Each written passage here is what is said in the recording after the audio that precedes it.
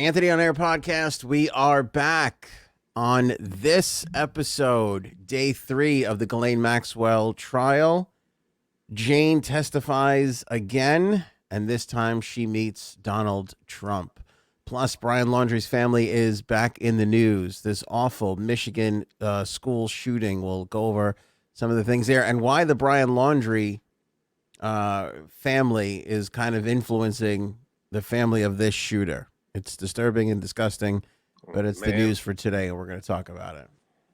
An asteroid is breaking into Earth's orbit next week, so none of this may matter anyway. Cool. Plus, a friend of the show out already in Whamageddon. A friend of the show? Mm-hmm. We don't have any friends. Well. All right. Plus, there's a man named Dick Pound, and we'll talk about that for sure. Spotify Wrapped 2021 is coming back. Alec Baldwin is going to be on TV saying that he did not pull the trigger of the gun that killed the assistant director on that film that he was doing. Robots can produce now. We promise reproduce. We promise you we'd bring that back. And of course, Cyber Week continues at shopanthonyonair.com. You can save 15% off all of our merch with the promo code TWSS15. More on that in a moment. Of course, this episode is brought to you by our good pals over at JUMPSTART Coffee Company. More on them in a moment. Let's start with day 3 of the trial. We're going to be counting the days. Like, we're keeping track of the number of days that we're doing. Every day, my man. Every day. Right. Yeah, no, I have no problem with that, but it's day 4, day 5. Are we going to count every single day? Every single day. Day 3. Here we go. Frankie C, you ready? Ready, baby. Okay. There was some pre-trial discussions and items in the court just before they brought Jane back up and they brought the jury back in. The government, the court decided that they were going to release a photograph of Jeffrey Epstein, one of the exhibits that they entered into evidence yesterday. It's Epstein standing in front of a black plane. It's nothing that's groundbreaking or anything else. There was some discussion. There was some pretrial discussion about Jane and a line of questioning that we're going to get into because they discussed this before the trial, before the jury was brought in.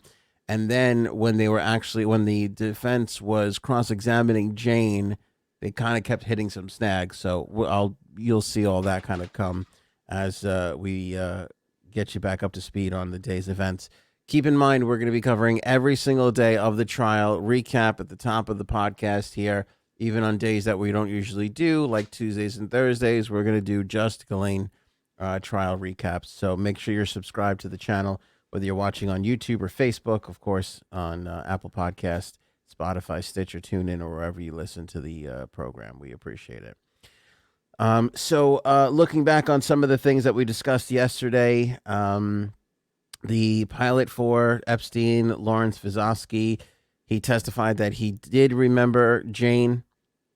He said that he didn't recall any young kids on the plane, but he did say that he remembered Jane, that Epstein actually brought her to the cockpit to introduce Jane. So he did remember young kids. He said he didn't remember any except for 2. And one was Jane, and the other one was Virginia Jeffrey Roberts, believe it or not. Okay. So he said it wasn't like an overwhelming amount, but he did remember those 2 kids specifically. One thing that we did not talk about too much yesterday was the fact that he said that he had seen Jane and remembered her piercing blue eyes. The new detail that was kind of filled in was that Epstein brought her to the cockpit to introduce her to the pilot. And again, the pilot came out with that line saying that she was a mature woman with piercing powder blue eyes. Okay. Vizovsky said he remembered her as a passenger from Epstein's trip to Michigan, where that Interlochen University was, or the Arts Academy, I should say, and that's where they first met each other. We talked yesterday about the fact that Bill Clinton's name got brought up, Donald Trump, and Prince Andrew, Itzhak Perlman, and some others that were all included on the flight logs. We talked about a lot of those. I don't remember us ever really talking about Trump being on the plane. Do you? We talked about Clinton a ton. I mean, he was on there a ton. I'm not sure. I don't think we really talked about him being on. I know there was that video of the two of them at Mar-a-Lago. We knew they knew each other. Trump admitted to knowing him and said he liked right. young girls. I think on Stern's show, there's that clip that's been circulating around too. Yeah, I don't know about him being on the plane. Maybe I'm sure. When people with all that kind of money, they probably you come on my plane, I'll come on your plane, Yeah, kind of people don't thing. even know whose plane it is at that Who the point. hell? It's like Well, that wasn't that Gates's defense. He's like, I don't know whose plane this was. Just getting on just planes, get on planes. I don't getting on planes. how they do, I guess. I was reading a report that said that private planes. They're through the roof right now. People are flying private like crazy. That's insane. How could that be? Because they say that like 90% of people who can fly private don't. Because they just fly commercial. Because it's like, well, why would you pay $50,000 for a flight somewhere when you could pay $2-3 grand or $4 grand for a first class ticket? What difference does it make? But because of the sign of the times, germs, and all that other stuff, and just convenience, people are now flying private more than they ever have before. So I found that to be pretty interesting. Jeez, we're really not to get sidetracked here, but we went like a year without impacting the environment. It started to heal itself, and now we're jumping in private jets. Like, who gives a fuck? Yeah, who gives a shit is right. So yeah, I found that interesting, in the fact that he remembered Jane and Virginia Roberts. So that's something to keep in mind. Jory enters the witness stand. Jane goes into the witness box. I saw a lot of people writing about the box, which I found interesting. Something that people may not be aware of, but in the times of COVID, the witness is in a plexiglass, like a penalty box almost. Right. And the reason for that is because they have to take their mask off. Because according to the Sixth Amendment, you have you have a right to confront one's accuser. Somebody Right. accuses you of something, you have the right to confront them. If they're wearing a mask, they felt that wasn't the case, so they put you behind this big plexiglass penalty box, Fair enough. and you That can take your works. mask off, and that's basically. I mean, I get it. You got to see the person's face, how they emote, what their reactions are. That's all kind of important for the jury to see. Yeah, I think so. Plus, Thanks for agreeing with me, buddy. I agree with that. Why not? Why wouldn't I agree with that? I'm just You saying. want to see how they, if you're looking at a witness and you can only see half their face, that's, Yeah. you got to be able to look at them. No, that makes sense. And if the way they say things, and if you miss a word, you could kind of read the lips a little bit. I get it. Yeah. All right. So we start with cross examination. Maxwell's defense attorney Laura Menninger, she starts the day off with the questioning about Interlochen, the arts academy where Jane met Epstein and Maxwell. Bear with me here, Frank. This is going to be a little choppy because it's back and forth on what happened there. But Menninger tries to confront Jane about the account of her difficult family life through the school records at Interlochen, like an application that described her, quote, loving family. That's because yesterday she testified that she had a tough family life, that her mom was really hard on her. When she was sad after the abuse had started, her mom slapped her just for being sad. And so Menninger brings up this application where Jane in the application describes her loving family. Okay. So again, undermining. You're going to see a theme here of undermining. Then Menninger asked Jane about the first meeting with Epstein and Maxwell in 1994 at the academy. Menninger says that she was given different accounts of the meeting, an ongoing defense strategy, of course, that they're trying to undermine this decades-old offense, I should say. She asked Jane if she remembered testimony being by herself at Epstein's house in Palm Beach. Jane said she did. The attorney says that she told the government something different and begins reading a document.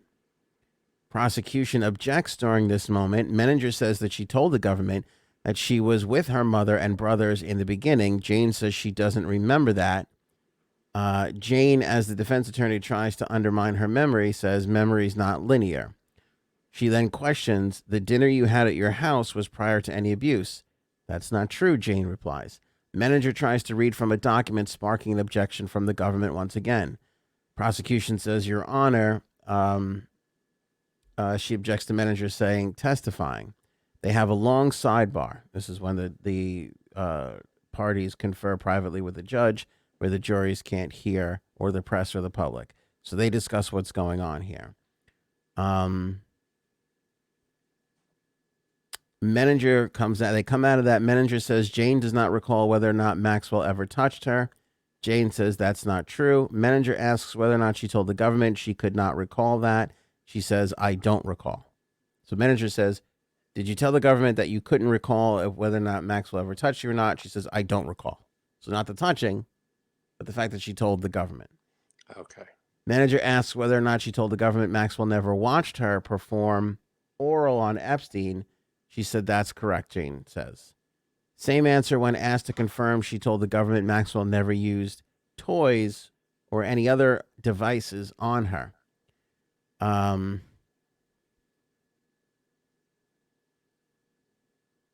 The cross-examination, then I believe there's another objection there, and the cross-examination continues. So basically what's happening here is there's notes from an unrecorded interview with the prosecution. Okay. So I don't know where these came from, but at some point Jane spoke to the prosecution, the government, and Menninger was confronting her with those notes. Jane keeps on saying throughout all these back and forths that those notes aren't accurate. She says that someone was just jotting down notes. How could that? Yeah, how could that be admitted to? I don't know. For anything. What the hell is that? And I don't even know how they got it. I mean, I don't really know. Who unless wrote the notes? Like, why wouldn't they bring that person in? Did you write this? Is it as accurate? You know, how accurate are these notes? Did you miss lines? I'm sure the person writing the notes, unless it was a stenographer in front of that one of those little computer things. Right. It's how they get everything that they said. So and basically what they're doing here is they're being like, wait a second, this isn't what you said. You know, it doesn't even matter if it's true or not, or what's that. You know what I'm saying? They're just trying to say, look at all the holes in this story. She said this at one point, and now she's saying something different, is what they're doing. Yeah, but how could they be sure that she said all that? Like, what are these notes? Like, who's writing down these notes? And what was this like when she came to them and filed a report? Is this when are these notes from? And it's like, let's just pull notes out of nowhere. It's very weird. Doesn't make any sense. So here's the ruling on this. And this is, let me see here. Again, I'm not a legal expert here, so bear with me. Federal Rule of Evidence 613 states, questions about Jane about her alleged prior inconsistent statements are governed by this rule. Federal Rule of Evidence 613. The witness can be questioned, but the judge has discretion whether to allow extrinsic evidence of those prior statements.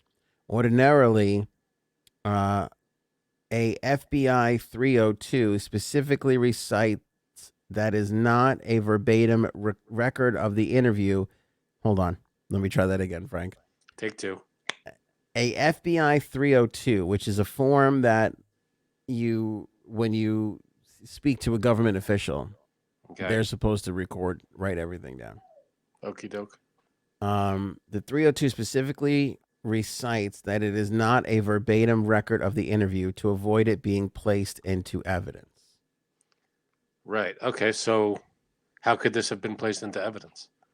Well, it's up to the discretion of the judge. So she thought it was okay to be part of the evidence and to question the witness about. There's a lot of dispute between the lawyers whether or not the notes suggest Jane told the government that she went to go see The Lion King on Broadway with Maxwell in New York. If so, when they saw it, and whether Jane's purported chronology conflicted with its opening date. So she said that she went to go see The Lion King on Broadway. They said, did you, were you with Maxwell? Would you see it? When did you see it? Okay. Then she tells them when. And they go, well, The Lion King wasn't even on Broadway yet at the time. So lots of like back and forth with that. Um, they then questioned Jane. You don't recall any abuse happening when you first came to New Mexico, correct? She responded, that is not correct. Um, the notes, so Yeah. under the rules of evidence, these notes can be shown to the witness to refresh her recollection because they cannot be entered as exhibits as verbatim transcripts, which they are not. Menninger is systematically contradicting or contrasting Jane's testimony with what these records reflect. So she's not putting them in as evidence, but she can question from them. And that's exactly what she's doing. How could you question from them if they're not part of the? If they're not evidence, what are they then? They're I an mean, unrecorded interview with the government. all right, I guess. I mean, See? I would. And I this would is have. why people are like, oh, this is going to be a slam dunk. She's going to jail. Well, This is. I mean, it feels like the witness wasn't prepared for any of this. When it sounds like, doesn't the witness have to, like, it was the prosecution's witness, or correct. But no, I don't think that the prosecution in this instance would prepare the witness because they don't want things to seem measured in response. They just want her to answer the questions right? honestly. Yeah, but wouldn't they ask her those questions in advance? Like, say, hey, do you remember this? You remember when it happened?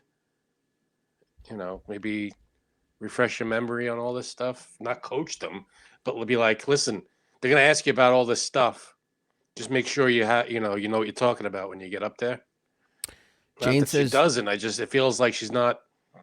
Right? It's a lot of I don't knows, and it feels like she didn't see this interview being brought up at all. Like nobody told her they're gonna ask you about this interview.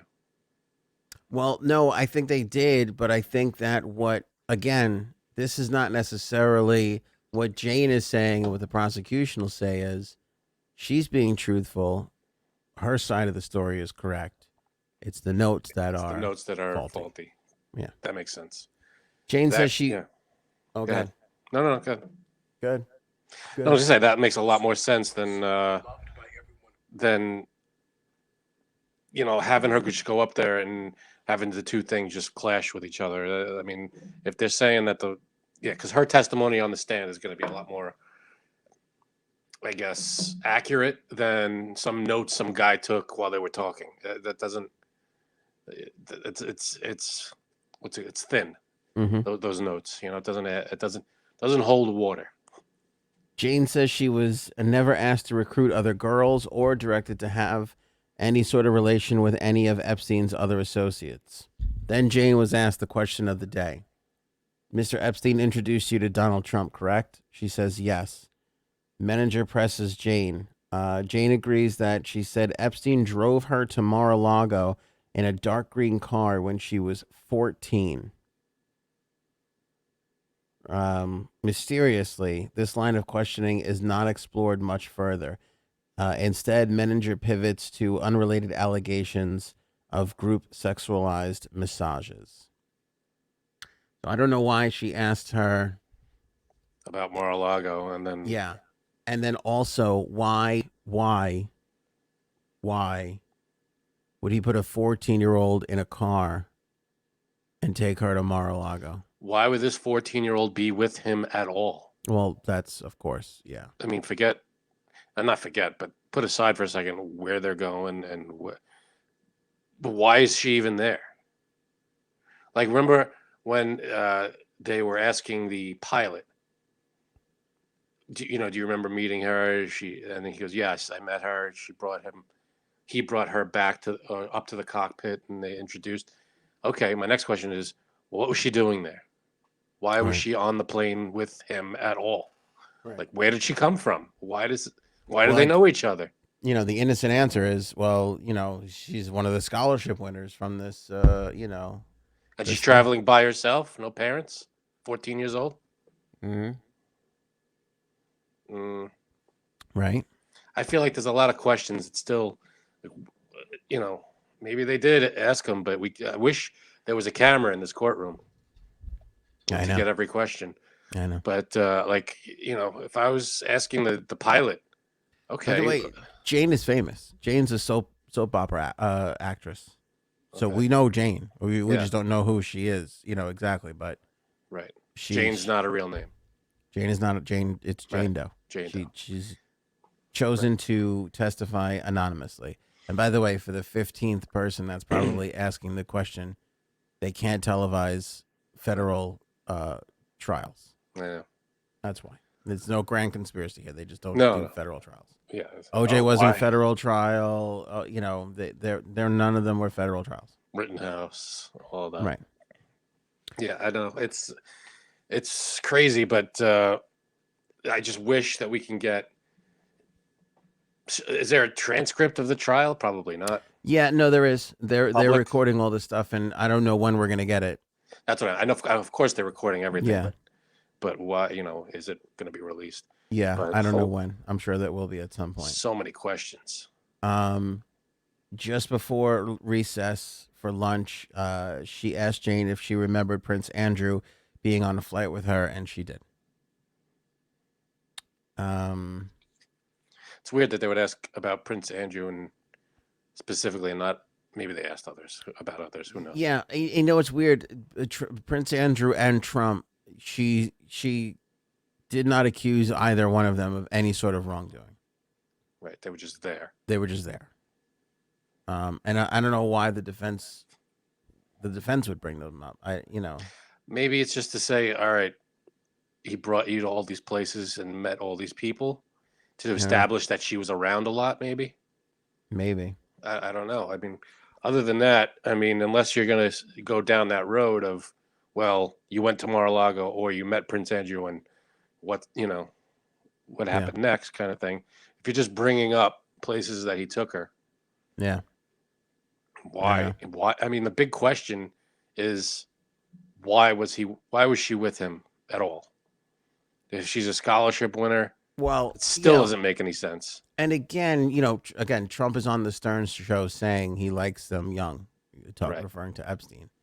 And, the guy's fucking showing up with 14-year-old girls. You know what I'm saying? Like, I mean, at some point, I don't know. It just feels straight. Like, I don't know. It's disgusting. A lot of it's hindsight sort of attitude and what we know now in the world and how people behave back then. But I'm sorry. If you fucking brought a 14-year-old to my house a couple times, at some point I'm gonna be like, what's happening? At some point, I'd be a minute you walk in the door. Yeah, Anthony, talk to you for a second. Yeah, why? Pull you aside for a minute. Little sidebar. Just inappropriate. What the fuck? Who is this? Yeah, who is this? What is she doing here? I mean, there's a million questions pop in your head. After recess, manager started back in with cross-examination once again, saying you were raised in a household where you'd get in trouble if you said something. Jane asks for clarification on what something means.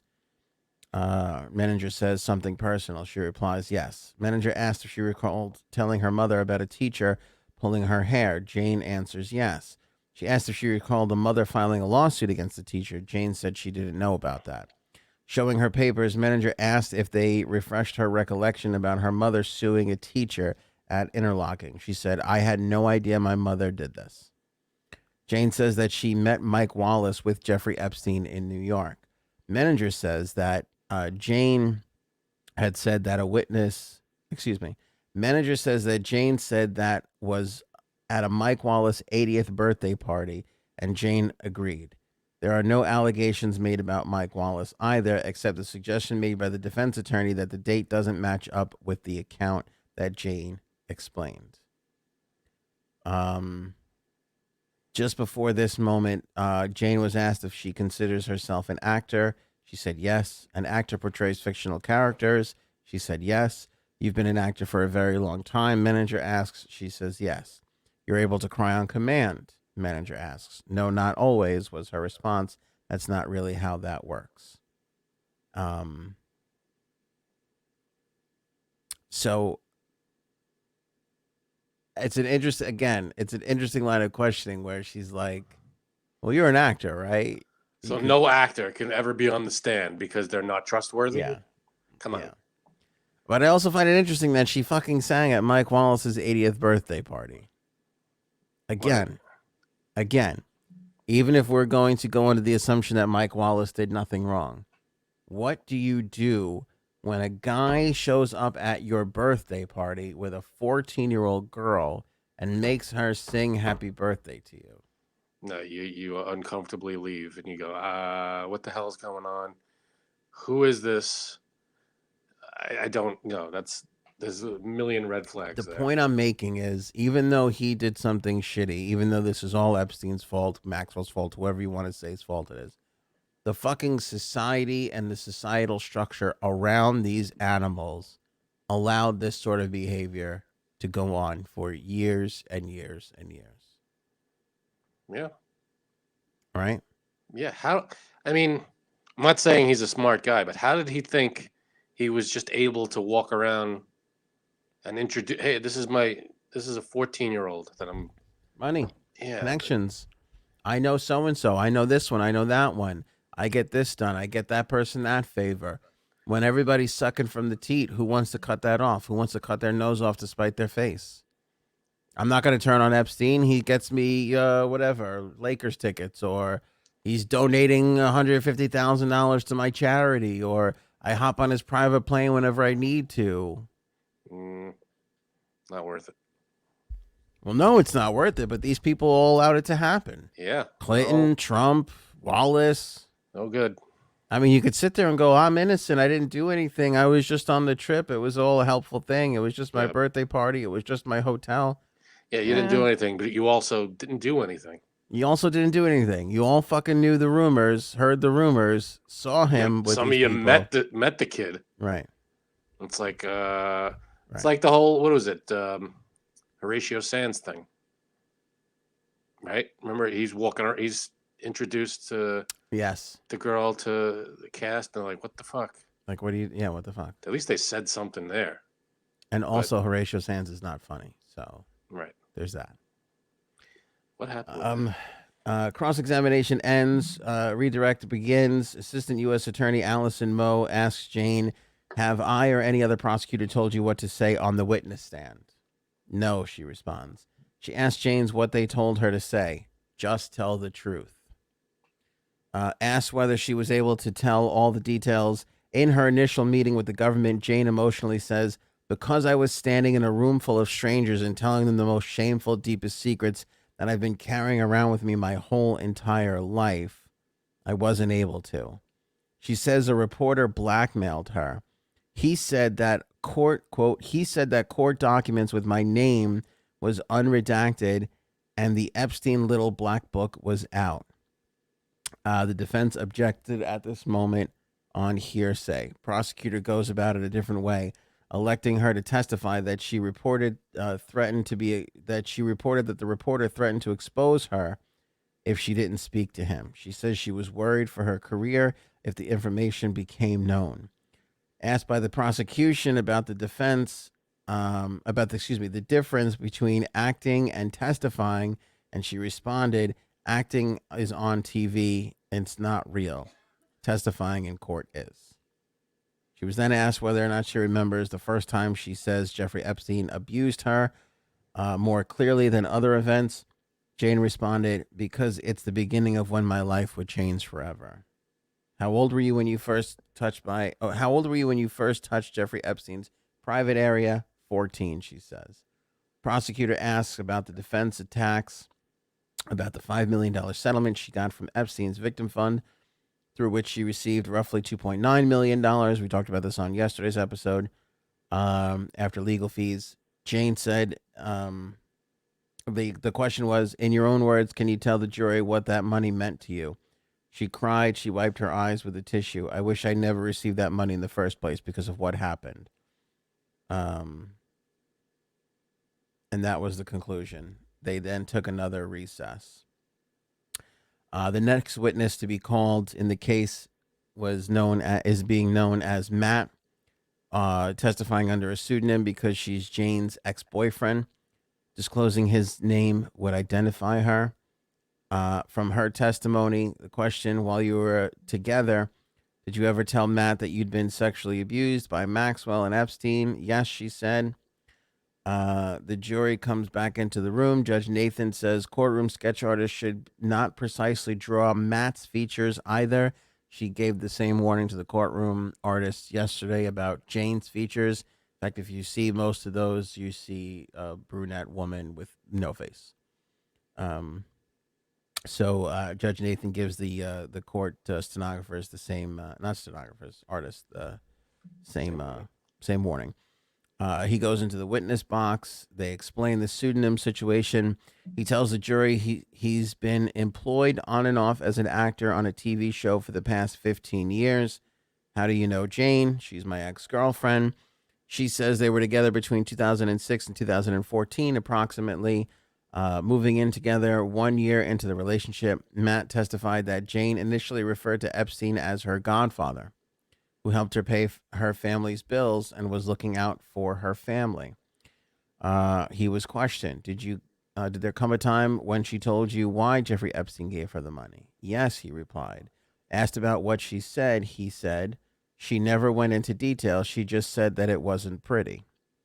Did she ever use the word massage? The defense objects, leading the witness. Nathan overrules it and allows it. He answers, yes. Did she ever tell you that there was a woman in the house? Yes. Did she ever tell you that the woman in the house made her feel comfortable? Yes, Matt replied. Um,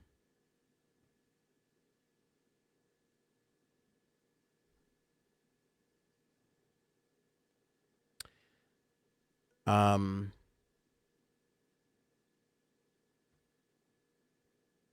You all right? yeah, no, I wrote down a note here and I'm trying to read what it says. Maxwell defense opened the door to Matt's testimony about prior statements by Jane, his ex-girlfriend, to him about her abuse at the hands of Epstein and Maxwell. Ordinarily, this would be an inadmissible hearsay. In this trial, it is admissible through Federal Rule of Evidence 801 as a prior consistent statement that is offered to be the rebuttal of the accusation of recent fabrication because it was made before the existence of a thing that is alleged to have created the incentive to lie. Did you get all that, Frank? Specifically, here, the defense has alleged that Jane was motivated to change her story by the creation of the Epstein Victims Compensation Fund, and Matt is testifying that she had told him the same story years before the Victims Fund was even created. This is courtesy of Mitchell Epner, by way of Adam Klassfeld, who's done a great job with following the case so far. So I just wanted to throw that in there. Yeah, no, that's I mean, this guy has no reason to lie, make any of this up. He knows she told him all of it. So what's interesting is he testifies, prosecution wraps up to the defense. If they want to cross-examine, they decline. Really? Yeah, they don't talk to him. Well, what are they going to ask him? I don't know, but it's kind of odd, no, that you decline. Maybe they just want him to go away as fast as possible. I don't know. Maybe there's nothing they could do there. Yeah. Daniel Besselson is called to the witness stand next. He's the assistant vice president of finance at Interlochen, the Arts Academy. Besselson confirms Epstein was a donor to Interlochen, describing the Jeffrey Epstein Scholarship Lodge. A photo of the lodge is entered into evidence. I feel like we talked about this a long time ago, about the lodge itself. We probably have a past episode on it. If you're curious, look it up. And then once that goes in, they adjourn for the day. And that's where it ends. So I'm assuming that they're going to pick up day 4 tomorrow with Besselson again. Although I don't know if that's all they needed to do was, put it out there that he's got a fucking dorm room over there. A lodge. Yeah, this is I feel like right now it's prosecution's got the upper hand on this one. I don't see it leaning the defense's way. I feel like the defense doesn't really have anything strong that they're holding on to. The cross-examinations they feel thin, flimsy, reaching. The prosecution seems like they've got the witnesses with the testimony and the person of how often here's a testimony and here's a person that backs up that testimony with told me everything, before, that's, I feel like right now it's 70% prosecution, 30% defense. And this is, by the way, this. I feel like this is the star witness. There's 3 more women Mm-hmm. who were girls at the time that are going to be testifying, but a lot of what we heard pre-trial about this case was centered around Jane. Right. Now, when they asked the boyfriend, was there a woman in the place that made people feel comfortable? Mm-hmm. Did they ask him to identify? Like, did she say who that woman was? They Or- didn't. They didn't, because maybe she didn't. Why give a name? I guess you don't know who these people are at the time. Yeah. She said there was a woman there. That could be. Yeah. But she identified. She said she was there. Yeah. Well, yeah. Yeah, but on the stand, like she said, Maxwell was there. Yeah. Yeah. And they also, I don't know if I mentioned this before, but I think I might have said it. That she paused for about 30 seconds or so when they asked her about the money, about taking the money. Okay. Taking the money is a big deal. Taking the Why? money is a big deal, because it makes it look like she did this for the money. She was a kid. Doesn't matter. I agree. And that would be illegal anyway. I agree. I'm just saying they need everybody to know she took the money, because there's some Don't matter. I feel. some juror is going to look at that and go, Well, she got paid, so it's all right. right. Right. Still no good. Well, how many times I heard this a ton. How many times were you out somewhere or you overhear people talking or whatever, and like Bill Cosby will get brought up and they go, oh, all of a sudden now there's all these women, they're in it for the money. Like, I feel like 100% of the time that happens. No, but that's a different circumstance. You're talking about in it for the money, meaning coming forward for the money. Right. This, they're talking about being given money. You're talking about when she was a kid being given money, No, right? I'm talking about her taking the money from the victims fund Oh, in the I last thought you year meant or so. when she was younger. Okay. Yeah. So in the last year, she took money from the victims fund. Yeah. I'm not saying it's right, but I'm saying without a doubt, people have that attitude, and that's why they're trying to play that home. Yeah. All right. So she took money from the victims fund. Isn't that like her? It's her money. She's a victim. Like, I don't see what the problem is there. If I were listening to that, I'd say, all right, you yeah. believe her. Well, either way, if she's a victim, which I happen to believe, but if she's a victim, then she gets victim fund money. I don't see what the discrepancy is. I'm with you. I'm saying people don't a lot of people don't think like that. And my example of Bill Cosby and the people always going, oh, they're in it for the money, is because that's the way people think.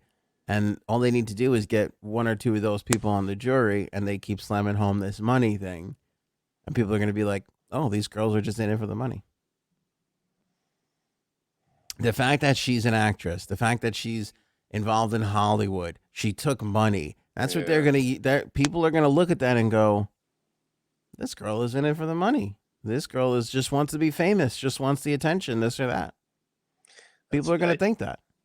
Maybe, but I don't agree with it, but people are, I feel like this, I can see people coming to that conclusion. Yeah, but she's also anonymous. It's like, it's not going to, this isn't going to further your career, number one.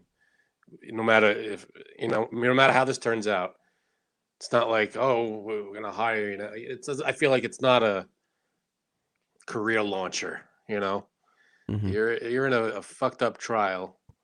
I feel like why would you want to put yourself in that position? You think a different way, though. Money. You think a different way. But it's I don't know. And you got 3 other people, but they're all going to argue they're here for the money. I don't know, Frank. I think our episode needs a jump start. And lucky for us, we have not 1, but 2. We have Jumpstart Coffee, and we have our own J Sabs. How about that? $1 million gonna be fun. Look at you with all the energy. What song is that? It's a TikTok trend. Was there supposed to be words to that? Yes, and I sang them. I didn't hear any. You of them. chose not to listen. Oh, I listened. I made don't know out the no words. words. Okay, there you go. All I do is Definitely. sing TikTok songs now. I don't even know what they are, who they sings them, or what. I just sing TikTok songs and then I wait 4 months for them to show up on a Burger King commercial. Anyway, I thought TikTok songs were just snippets of real songs. well, they are technically, but when you hear them through TikTok, you're like, that's a TikTok. Oh, all song. right. Yeah, It's not exactly. like they're not made for TikTok. No, they're not made for TikTok. All right. Jumpstart Coffee Company is made for everybody, especially Americans. You want to know why? 50% of the profits from Jumpstart Coffee Company go to the Navy SEAL Foundation. Boom. 50%.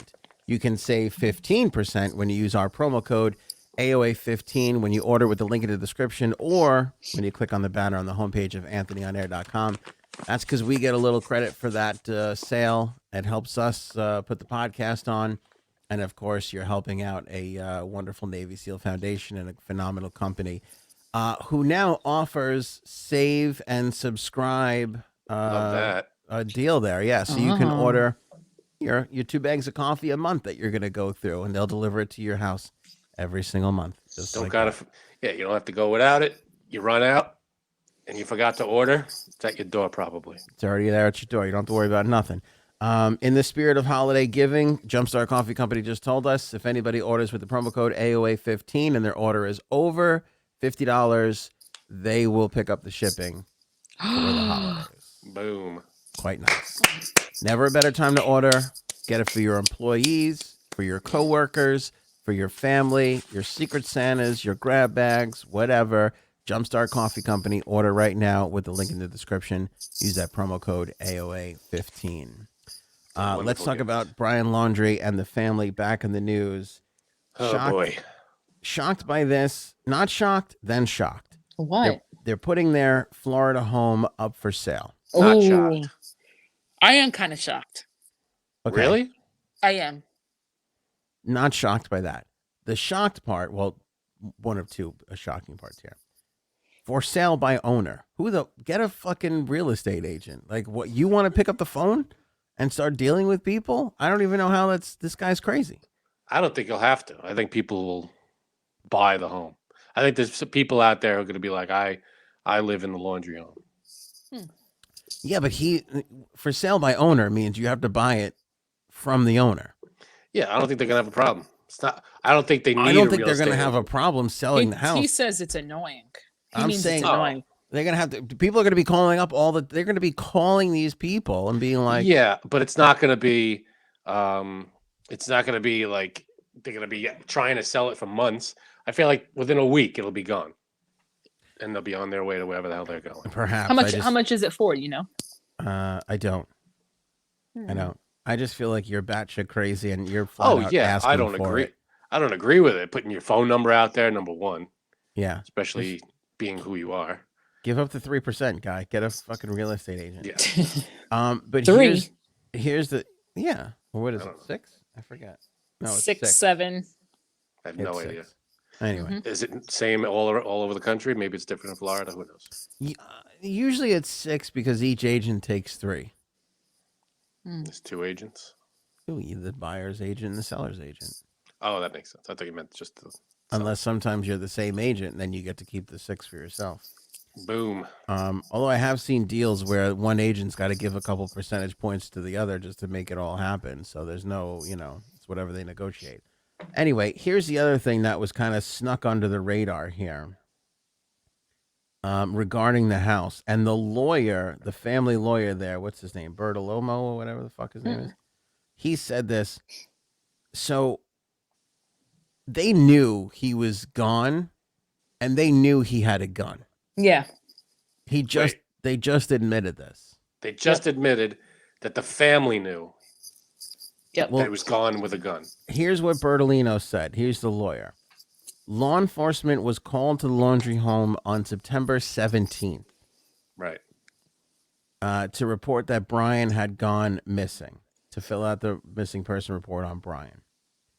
At that time, I believe by Bertolino's suggestion, the lawyer, they volunteered to surrender all the guns in the home to avoid any possible issue going forward. So the lawyer says, you got guns in the home. you should surrender them to the authorities while with this missing persons report. This way they know, hey, there's guns in this home, but now we have them all, so there's not going to be any problems. What Well- problems would there be? I get just having guns Well, in your you're home, but it's Florida, so Well, Yeah, but your son's a point. fugitive, and there's people all over your lawn. I think it's just yeah. a matter of keeping track of everything. If somebody's missing and they might have taken one of the guns, now you have somebody out there with a gun, which is exactly what happened in this. Because while they were retrieving all the guns and taking an inventory, they realized on that day that one of the guns was missing. So police knew that he had a gun. They knew he had a gun. We didn't but know. they never told us. That's kind of weird, right? That's kind of fucked up that you had somebody out on the loose with a Could gun. be- Wouldn't they say armed and dangerous? Right. They should have said, hey, because they knew the whole country had their eyes open for this guy. You don't Hey, even- he might have a gun, is all you have to say. I agree with you don't even have to say armed and dangerous. You say possibly armed. Yeah. He may be armed. Yeah. But that Imagine day, September 17th, they knew a gun was missing from the home. That's a week after after September 11th, which was when When she was reported as missing. Now, imagine if someone happened to walk up to him, wherever he could have been, and he has a gun and he shoots it. What the Yeah. hell? Now that you didn't tell us he could have been on, I don't know if that would hold up, but I'm just saying. Well, the only explanation for this is he left a note somewhere or whatever was the last thing he said to his parents before he left. That's the only thing I can think of that had to make the police feel like there's no way this guy is a threat to others. He's just solely a threat to himself. We just got to find him. Maybe, but in the back of their minds, they're thinking this is the guy responsible for killing. Why am I apologize. Gabby, thank you. Gabby Petito. This is the guy who potentially killed Gabby Petito. Yeah, he's probably dangerous. They might be going after a murderer here. So I don't care what's in a note.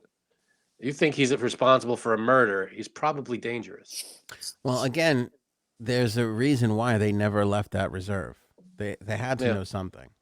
Right.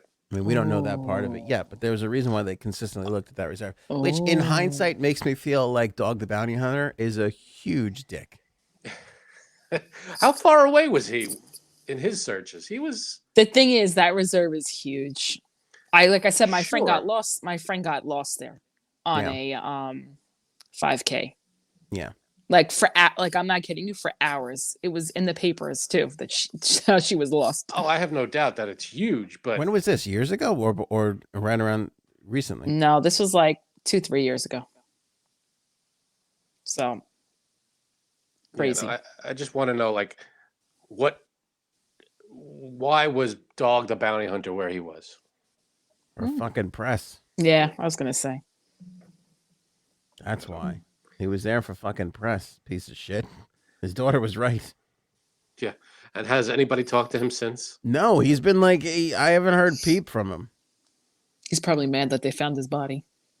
By the way, credit to Elizabeth, who, I'm not going to play any of this, but last week she posted a video on our page that was from a vlogging couple. I watched it. It's like unbearable to watch. I think I've seen this. You probably have. What is it?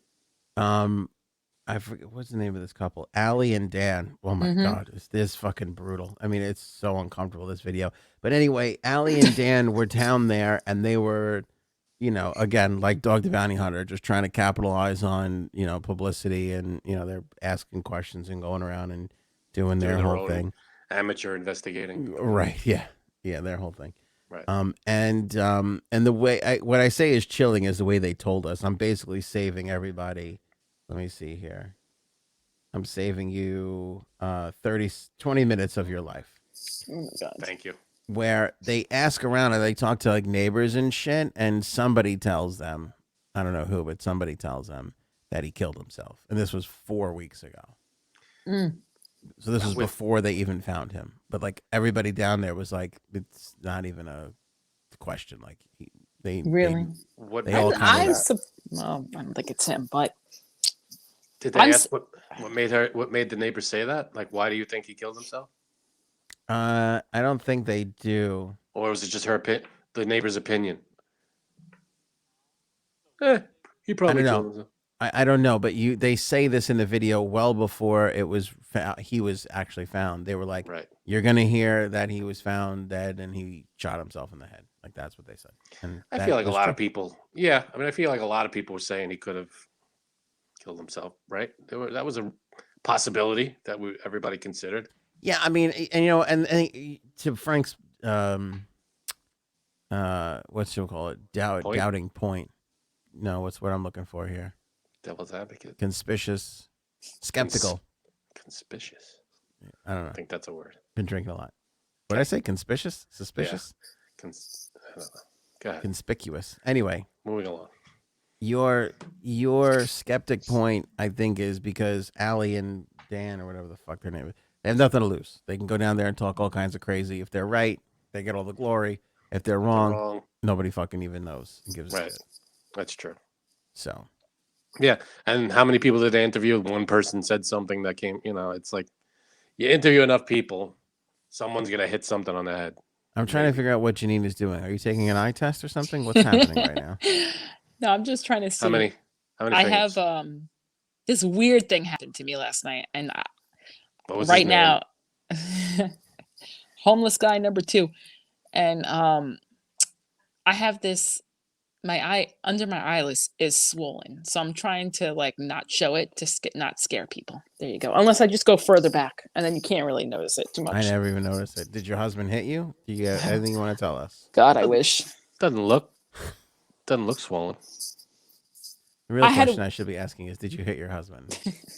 How does he look? That is much more likely. Yeah. If you really want to know what happened, they're like, "Oh God, this is gonna get dirty or girly." We don't have to know. It's up to you. All of a sudden, I got the chills. I was freezing, and I got a fever. I mean, this came on like so quick. That's what she said, and I was shaking on my couch with 2 blankets on. My fever was 101.7. I took some Tylenol. An hour later, fever was down, but I got a huge hive underneath my eye. And then when I woke up this morning, it was like nothing happened, but my eye's still swollen. Very odd what happened. I don't know. Interesting. Sounds like COVID. I'm like, oh, Frank's wish finally came true. Why would you say that? On the couch, I was like, fucking Frank's wish finally came true. I would never wish. And my husband's like, what do you mean? I'm like, if I have COVID because of him, I'm going to fucking kill him. Well, first, I'll die just to fucking haunt him in his house. 2 things here. One, I would never wish for you to get COVID. Look how big your smile is. You lying sack of shit. Because it's funny. No, it's funny. 2, I forget my second point, but 1, I would never wish that you get COVID. I had another point. You wished it on her. Come on. I really wouldn't. No, why would I? No. I wished it on her, and I don't really even give a shit that much. Come on. All right, get COVID. What? No, don't get COVID. Anyway, do you want to do the Michigan thing or Jussie Smollett? You tell me. Jesse. You're obsessed with this Jussie Smollett. Do you know a lot about it? I do, because I went down that rabbit hole. All right, Jussie Smollett was the actor on. Fuck was it? Empire. Empire. There you go. Oh, and Mighty Ducks. That's right. I forgot that he's on the Mighty Ducks. He's in the first movie. He's in the first one. He's great. Oh, he was great. He's great. Not really. He's my hero. I'll tell you what, that Empire, for like 7 episodes, I was like, oh my God, this is the greatest TV show ever. I've never seen it, and I think I want to go and try to watch it. Let me tell you something. I've never seen a show take a left turn so fucking hard. No. I mean, just awful. Like, you can't have everybody turning on everybody every fucking episode. It doesn't work that way. Like there's gotta It be doesn't. some consistency to it. Well, that's the consistency that everybody's going to turn on everybody eventually. Stinks. I don't It's know. Never I saw just it. stopped watching it. Never saw an episode. Yeah, it stinks. Anyway, so he said he got jumped by a couple of guys in MAGA hats or some shit like that. They arrest Right. 2 guys. Then they realized the 2 guys worked on the show with him. And then they arrest him for false, whatever the Report. false Oh, report. God. Now he's going to trial. They had like 20-something accounts on him. Now they only have 6. So I don't know what's happening, Jason, because he's back in court, right? Well, first they threw out the first case, I believe. The judge just dismissed the counts. And now I don't know how they got this court case going, but very, very, to me, this is so cringe. This is like an episode of The Office for some reason. I don't know why. This really fucking twists my balls because he's trying to do a few different angles here. Mm-hmm. First that he's gay, and second that he's black, and third, what was the third reason? I forgot what it was, but it's just like, how do you hire like 2 guys to beat you up for, well, if he only paid them $3,500, that's your first mistake. Mm-hmm. Hello. That's true. And then like, I don't know, like what are you trying to get in the news? Obviously, but it's just to me, you're a celebrity, you don't do these things. Does he maintain that it still happened? Like, is he saying that he's innocent and this is really what happened? I don't know what they're trying to say, honestly, because that's He's not pleading guilty? that's another court case. It's not being televised, but so he's pleading not guilty. Ghislaine. Well, I think he has to plead not guilty because he will go to jail if he doesn't. No, the problem plea is or some shit. I don't know. Today they showed the video of them like a rehearsal, like the day before. Why would they tape a rehearsal? Well, I don't know if it was like a street camera or but it's like honestly, and I just said this the other day, you cannot do anything these days in public without being caught by a camera. It's very hard to find a place to do something shady, like, kill someone, without having a camera recording you. Mm-hmm. And that's it. You're fucked. Sorry. So he was dumb. He was really dumb to do this. So this seems like a slam dunk. Like it's open and shut. He made it up. They rehearsed it apparently. Now, what else is there to prove? I don't know, but just Easy think, there, like, Frank. We said the same thing about the Rittenhouse thing the first day we talked about that too, and that really to me, it's just, and then like, so he was very outspoken about his hate for Trump. And then he goes and says, like, these guys say, this is MAGA world now, or, mm-hmm. And it's like, so now you're bringing that into it now too. And it's like, for what reason? Well, that was the whole point of his that thing, right? He wanted it. It was in the height of height. It was 2019. The height of Trump's presidency. It was just but I in the think middle of it. I thought also he did it because he's gay as well. That's what I thought. Were they like? I don't know if it was. He was claiming it was like a gay. It was attack on him because he's gay. Yes, but they didn't touch on that so much as they did the Trump thing. Oh. Which, it's like, how do you make this? See, it's, to me, it's just like, it's so awkward. Imagine working with him and like you hear like, hey man, you okay? I'm going to send you flowers. I'm going to send you some coffee. I'm going to send you all these things. And then I'm going to find out that you just lied about this whole thing. Like what? Yeah, like what?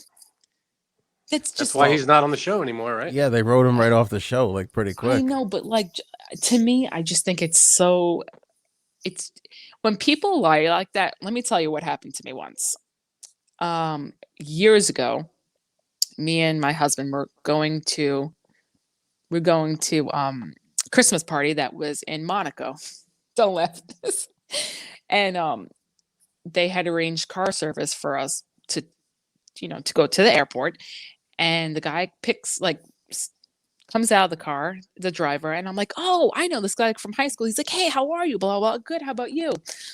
I'm like, how you doing? He's like, great. He's like, I got married in and when I said, did you have kids, a family, whatever? He's like, I got married in Hawaii and we honeymooned in Tahiti. It was amazing. I just had twin girls, blah, blah, blah, like all these things. And I was like, wow, that's so great, blah, blah, blah. I come back from my trip. I talk to my friend and I'm like, oh, you know who I ran into? Guess who was our driver?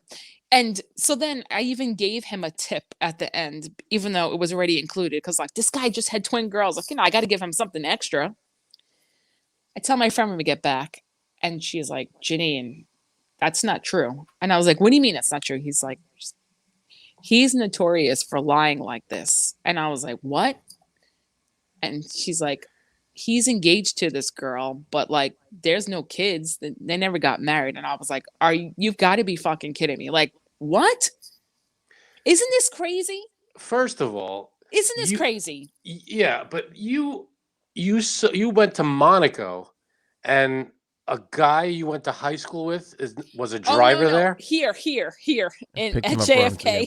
Oh, okay, from the airport. Okay. You were like, wait a minute, that's a small world. That's insane. She didn't have to tell us about Monaco at all. She was just flexing. I don't know what Monaco was. Yeah, she was just flexing. Come on, that was a name drop of a trip. That wasn't a name drop of the trip. So, all right, so I feel like people do that for tips. They say, "Oh, woe is me," kind of thing.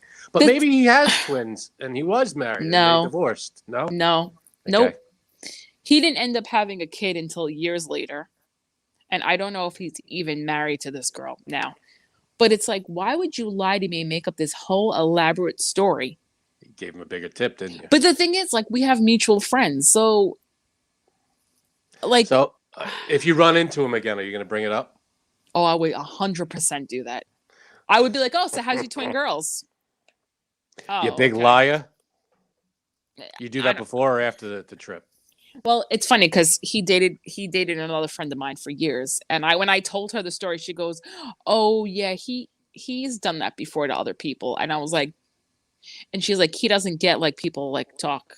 But like, why would you make this whole entire, like, to me, that's just crazy. There are some people who are just, it's like a, like there's kleptos. They just have to, they just have to lie. They'd make, no matter what it is. I don't know. How about saying like, I can understand, oh, I'm going to lie and say like, I have a great job. But no, you're saying like you got married here, you vacationed here, you have 2 twin girls. Like it was and he even gave me names of the girls too. And I was like, what? Isn't that creepy? That's an elaborate lie. Well, yeah, people are crazy. I like this guy. Like, to me, it could have been like his brother's kids or something, and he just used them as like his story. No, nope. But doesn't that scare you? Like that? Yes, it does. Me. How easy people can just make shit up. Yeah. Yep. Well, but I'm saying like this guy was not a celebrity. And he talked to me and he told me this, and it was crazy, and all our friends thought it was crazy.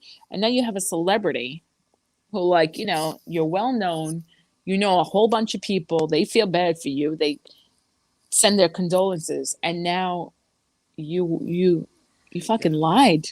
Yeah, how could you work with anybody who's going to trust you? Who would want you to be in their movie or their show? Like, if I'm hiring someone, I'm going to hire this guy who makes shit up and is going to cause some kind of big problem. No, just weird. It's just like, I don't even know what, like, did you not think that you were not going to get caught? I don't think they think they're going to get for caught. $3,500. Yeah, I don't get.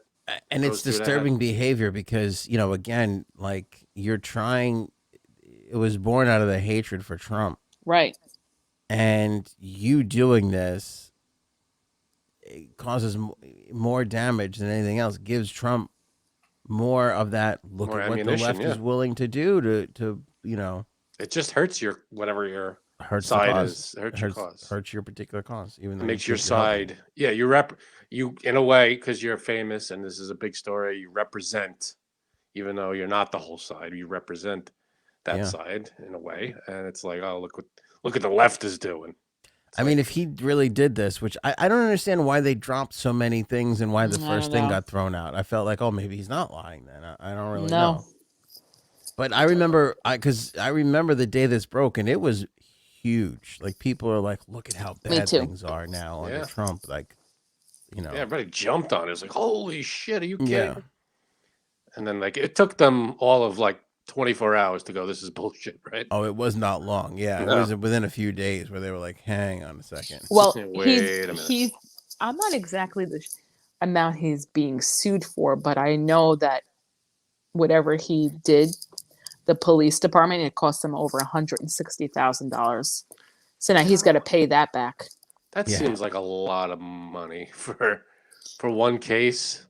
I That guess. didn't even pan out to be a case. But can I say something? Getting a bill from the police department is like getting a bill from a doctor or a hospital. Because you can't be like, wait a second, is this right? Can I get it itemized, please? Yeah. Right. Can this? It's not like you can take. It's like you get an estimate from the plumber. You can go, all right, I'm going to go to another plumber and see if your Right. prices are accurate. You can't really do that with The bill's you the know. bill, pal. That's it. I'm sure Yeah. that they have it itemized on like what exactly it's for, but it's just dumb. And I'm you're sure on it's camera. salaries. You're on camera. No, I don't think anybody's accusing him of being smart about any of this. So I just don't get it. Yeah, it's fucked up. The trial continues. So are you gonna be our official correspondent on this, Jay Sams? Are you staying on the rabbit hole? Oh God, yeah. Just Because I went down it the other day. That's what she said. I fell down it with this Ethan Crumbly, this kid who. Oh, got see, up to I didn't school. even read anything about this at all. I just heard about the name today. So I first saw an this. hour ago. I first saw this on TikTok, which is 2 months ago. I was talking to a 24-year-old, and I'm like, "How do you get your news if you don't like?" And I'm like, "Oh, TikTok." And I'm like, "You silly bastard!" Like, what's it? And now I'm getting news from TikTok. Sometimes they show stuff, that you don't see anywhere. The video that went viral. So this kid takes his gun to school, and he, kills a bunch of people, and it's very, very sad. We'll get into the details. But the video that went viral, there were kids in a classroom, and they were hiding. Yeah. So And he knocks on the door of the classroom and says, was it confirmed it was him? Because they said it's suspected to be him. It was him. Suspected, I guess, but they said he was a cop and like to open the thing. And the kids didn't do it. And they wound up running out another Get out of exit here. Yeah. and saved how many He pretended to be a cop, the kid? to get into the room. Yeah. Oh my God. One of the kids in the classroom is filming, and the guy, whoever, knocks on the door and says, "It's all clear. You can come out. This is Sergeant whatever. All clear." And then he says something that makes them all suspicious. He says says a word that like a kid would use. I don't remember what it was, but then all the kids right there, you could hear him on the camera go, "Oh, he just said this word. I don't believe this is a cop at all." They ran out the other way, and they actually ran straight towards where the cops were, and they were able to get right out. Crazy. Scary shit. Absolutely crazy and scary shit. Anyway, 15-year-old kid. He's charged with killing 4 students, injuring 7 others. He opened fire at Oxford High School, 40 miles north of Detroit, yesterday.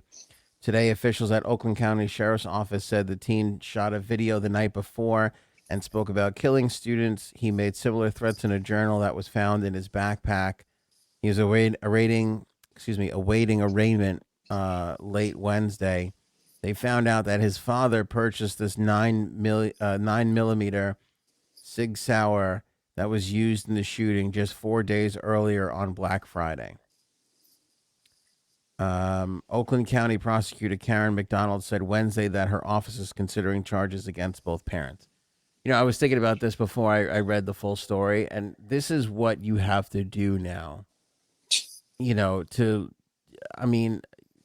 amount of school shootings is ridiculous that we have. Yeah, really. It's like every day. It's an unbelievable thing. America is disproportionately way higher in public shootings and moreover school shootings than any other country on this planet, which is absurd that that's the case. And obviously with the NRA and the way people feel about guns, it's like trying to limit these guns. And, look, a lot of the time it's AR-15s. In this particular case, it wasn't, It was an semi-automatic handgun, I believe. Semi-automatic handgun. Did they say why he did it? They said kids are saying that he was bullied a lot in the school. Yeah. But there's pictures of like him and his dad like holding the gun, and I understand that um you know, I heeded the criticism of Frank in Kyle Rittenhouse episodes where other parts of the country just are different Yeah. from New York and how I we don't are. begrudge people owning guns, but a But kid having a gun is well, no, that's not what I was going to say. I understand people guns being a way of life for people in other parts of the country, sure.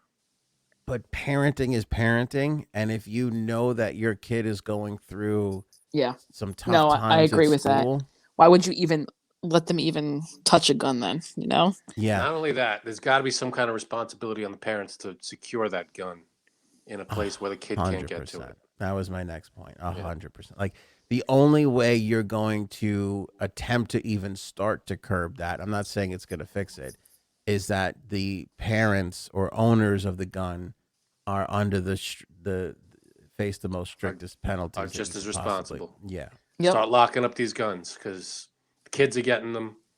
It's your responsibility. That I you mean, don't get I again, people will disagree with me, but I don't think kids should know that there's weapons in the house. I feel like they should not know that. I don't know how I feel about that. I don't know. I feel like if they know, they know, but They and if it they should do, be up to the parents to lock them up in a yeah, safe, exactly. somewhere that the kids can't get it. There should be no way of them even coming close to knowing. Right. Yep. Or knowing how to get it out, I should say. I just don't think they should know because I think if you No. tell a kid don't touch this, don't go near this, it's They go right serious. for it. They're gonna go after it when you're not home. Yeah. And again, and I know, but this father owned multiple weapons, like multiple weapons. You know, again, I'm all for gun ownership and everything, but I'm all for more gun laws and control because you look at every other country, the big difference is it's like the Wild West over here with the gun laws, and every other country where there's way fewer shootings, the laws are a little more restrictive, and that's the way they should be. I also think we need to, we need to come up with a way to, because tech companies are great at, like, we have Facebook has facial recognition software. If I take a picture of the two of you and I put it on my Facebook will ask me if I want to tag you too. Right. This kid 4 days ago on Instagram put a picture of him holding this gun. Now, his parents should have seen that and stopped it. And B, there should be some sort of recognition on the part of big tech and social media companies to anticipate some of these posts that occur. Because we're seeing this a lot where these kids will get on social media via video or a post or whatever, and there'll be signs. Yeah, but is it illegal for? Apparently, it's not illegal in a lot of places for a kid to hold a gun. So, Boy, you threw that right back in everybody's face, huh, big man? No. I mean, you brought up the point. I'm just telling you what the reality is. I don't know what every state's particular laws are, but I feel like there should be some sort of mechanism put in place where if you're putting photographs online or if you're using certain kinds of... I mean, when we put an episode out on this show, it gets heavily scrutinized by YouTube on what exactly is said. Yeah. And there are restrictions and rules and things in place that we need to follow. So you can obviously scan speech. You can obviously have facial recognition software. There should be something put in place. I know we all want to scream and talk about new gun laws, but social media and our tech partners here in life are very savvy with things. And I don't also see them doing much to help this particular situation. What would be good is a lot of the time it's not the gun owner. I could be very off here, so forgive me if my facts are a little off. But if from what I understand, when a kid and I think this usually applies to the kid. When a kid goes and takes a gun somewhere and shoots people, it's not his gun. It's the parent's gun. It's someone else's gun. Right. The way that phones work, you can't access the phone unless you're the owner. Facial recognition, thumbprint. What if they make guns that only the owner can fire or only the owner can use? Well, you could program, all right, my wife has access to the gun. This person has access to the gun. Don't give me Not access the to a gun. kids. It won't fire if the kid's holding the gun. They have gun lockers that a lot of gun lockers work sure, that but the way. gun itself. I don't if the know. kid- That's tough. You can't fire the gun unless your thumbprint, unless the person puts their thumbprint on it or something. I don't know. I think social media. I think they could take a little bit of a bigger hand in some of these things. It might help us avoid some of this stuff. In the future. I think we're just way behind on gun control and gun laws. We just are. The guns are vastly exceeding our control over them. It's just there should be control. There's laws up to whatever about cars and about everything else. Yeah. But for some reason, guns, it's the Wild West. Everybody can walk around with it. Not everybody, but it's a little too loosey-goosey with the guns. So the Brian Laundrie element to this story that I teased earlier was that he was arrested immediately, taken into custody. He really didn't put up much of a fight once the authorities showed up. He went in pretty quietly. But the parents told him not to speak to anybody, and they got him a lawyer. And the authorities cannot, because he's a juvenile, Right. even though he's going to be charged as an adult for this, they can't ask him any questions without the parents' consent. Oh. And they're not consenting right now. So he has not said a word. And I feel like that precedent was set with Laundrie and the lawyer and everything that happened in that fucking case, which is like, just shut the fuck up, don't say anything, talk only through the lawyer. Well, that's you're right. Yeah, I mean, it's not like that hasn't existed before, but I feel like that became such a thing with Laundrie and that whole case that they're like, oh, we're gonna do that too. Yeah, I guess, but it's also it's your right to remain silent. You don't have to talk to anybody until a lawyer shows up. That's been in the books forever. That's part of the Constitution. And agree. And I'm not saying that that's not a right, but what's odd is, in the Laundrie case, it was fairly obvious, right? In this, it's even more fucking obvious. They got cameras of him running through the school with the goddamn weapon. It's obviously him, and he did all this. Yeah, how do you not just surrender? Like, I don't know. Well, he did. Well, right, but it's just like... I think, No, I know he's my wife just said, because I know he's a child, but I feel like these parents know they're up fucking Schitt's Creek, and they're trying to protect their own asses by telling the kid to shut up. Probably. Because who knows what can come out of it. I don't know. Whatever he'll say, I mean, not that he's not incriminated enough, because he is, obviously, but whatever you say will be used against you. So, I mean, you just shut up. And that's with anybody. Whenever anybody's arrested, shut up and talk to the lawyer. But that's my wife said they're going to get a mental thing on him. Yeah, I was going to say they're probably going to be like... That's probably the route they'll go. But still, I don't see it. I mean, it's tough because they're trying him as an adult. My wife just brought up a good point off mic, though. She said that because he tried to get into the room. That's a mentally ill person trying to, like, Why? What does that getting into the room have to? Like, he's pretending to be a cop to go into the room. Like, that's. That might show. Yeah, it's fucked up, but that might show he was thinking a little more clearly than just someone going nuts. Someone being not nuts, but someone being not in their right mind. Yeah, I don't know. Also, don't bully the kid in school. Dad's got a lot of guns. I mean, really, hello. Everybody out just there. Don't bully in general. Hello. Obviously, don't bully in general, but especially not to the person who has guns.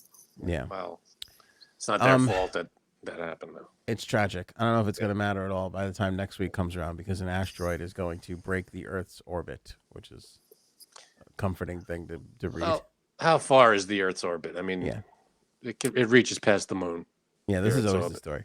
There's a giant asteroid bigger than the Eiffel Tower. It'll break into the Earth's orbit in just over a week. Again, how convenient. Go ahead. The 1,082-foot space rock is heading our way and should skim past us on December 11th.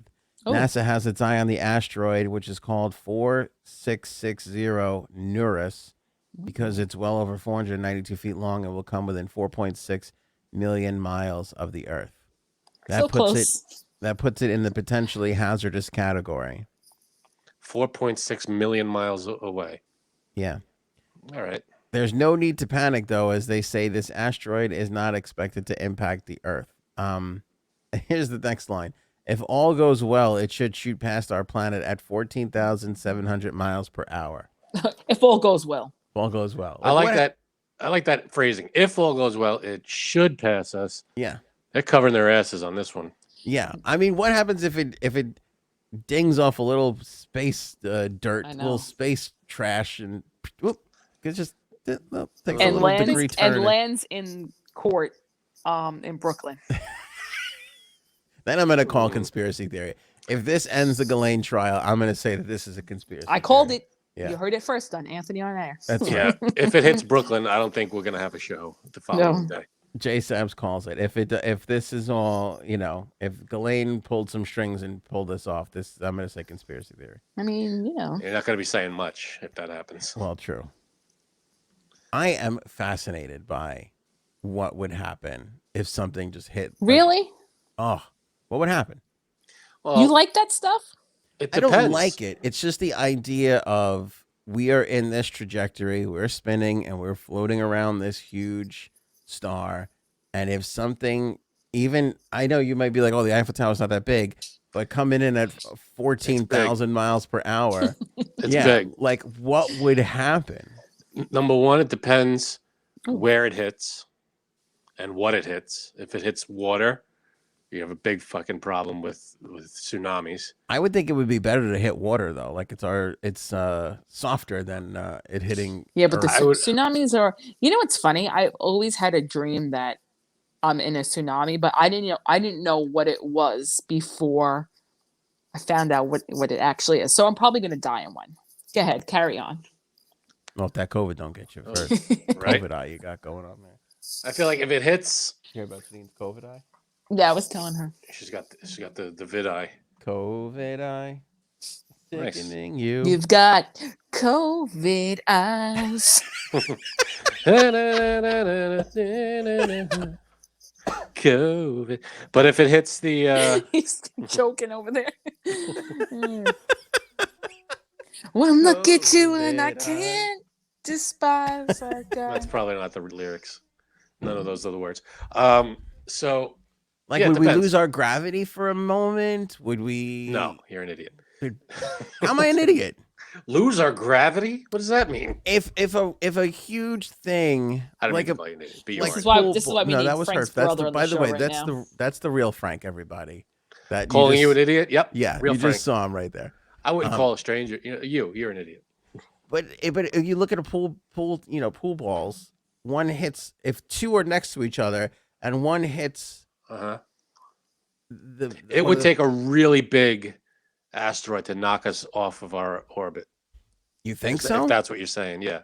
Something like that small, size of the Eiffel Tower, is not going to move us off of our orbit. You You know what we need? We need someone who's going to teach like a science, like a geology college class. You need yeah, right.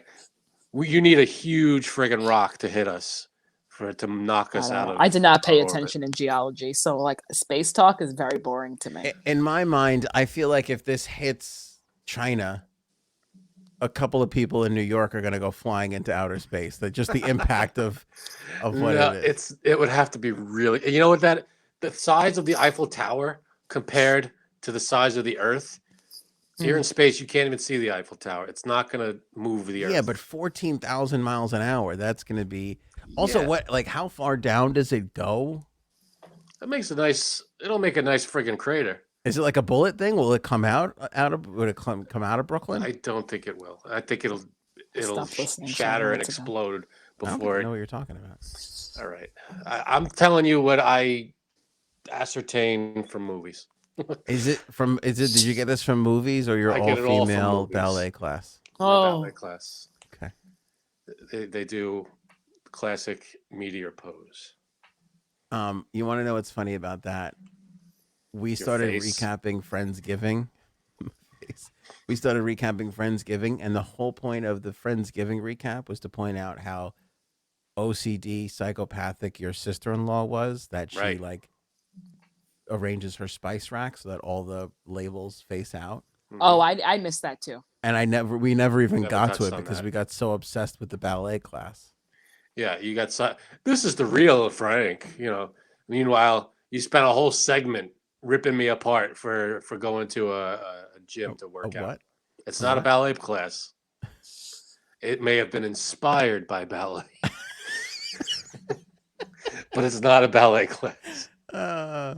Whamageddon update. Uncle Jamie is out. Uncle Jamie, come on. Uncle I haven't Jamie's heard it out. yet. Thank God. I haven't heard it yet. Just saw I don't the like that tweet. one anyway. I am still master of my domain.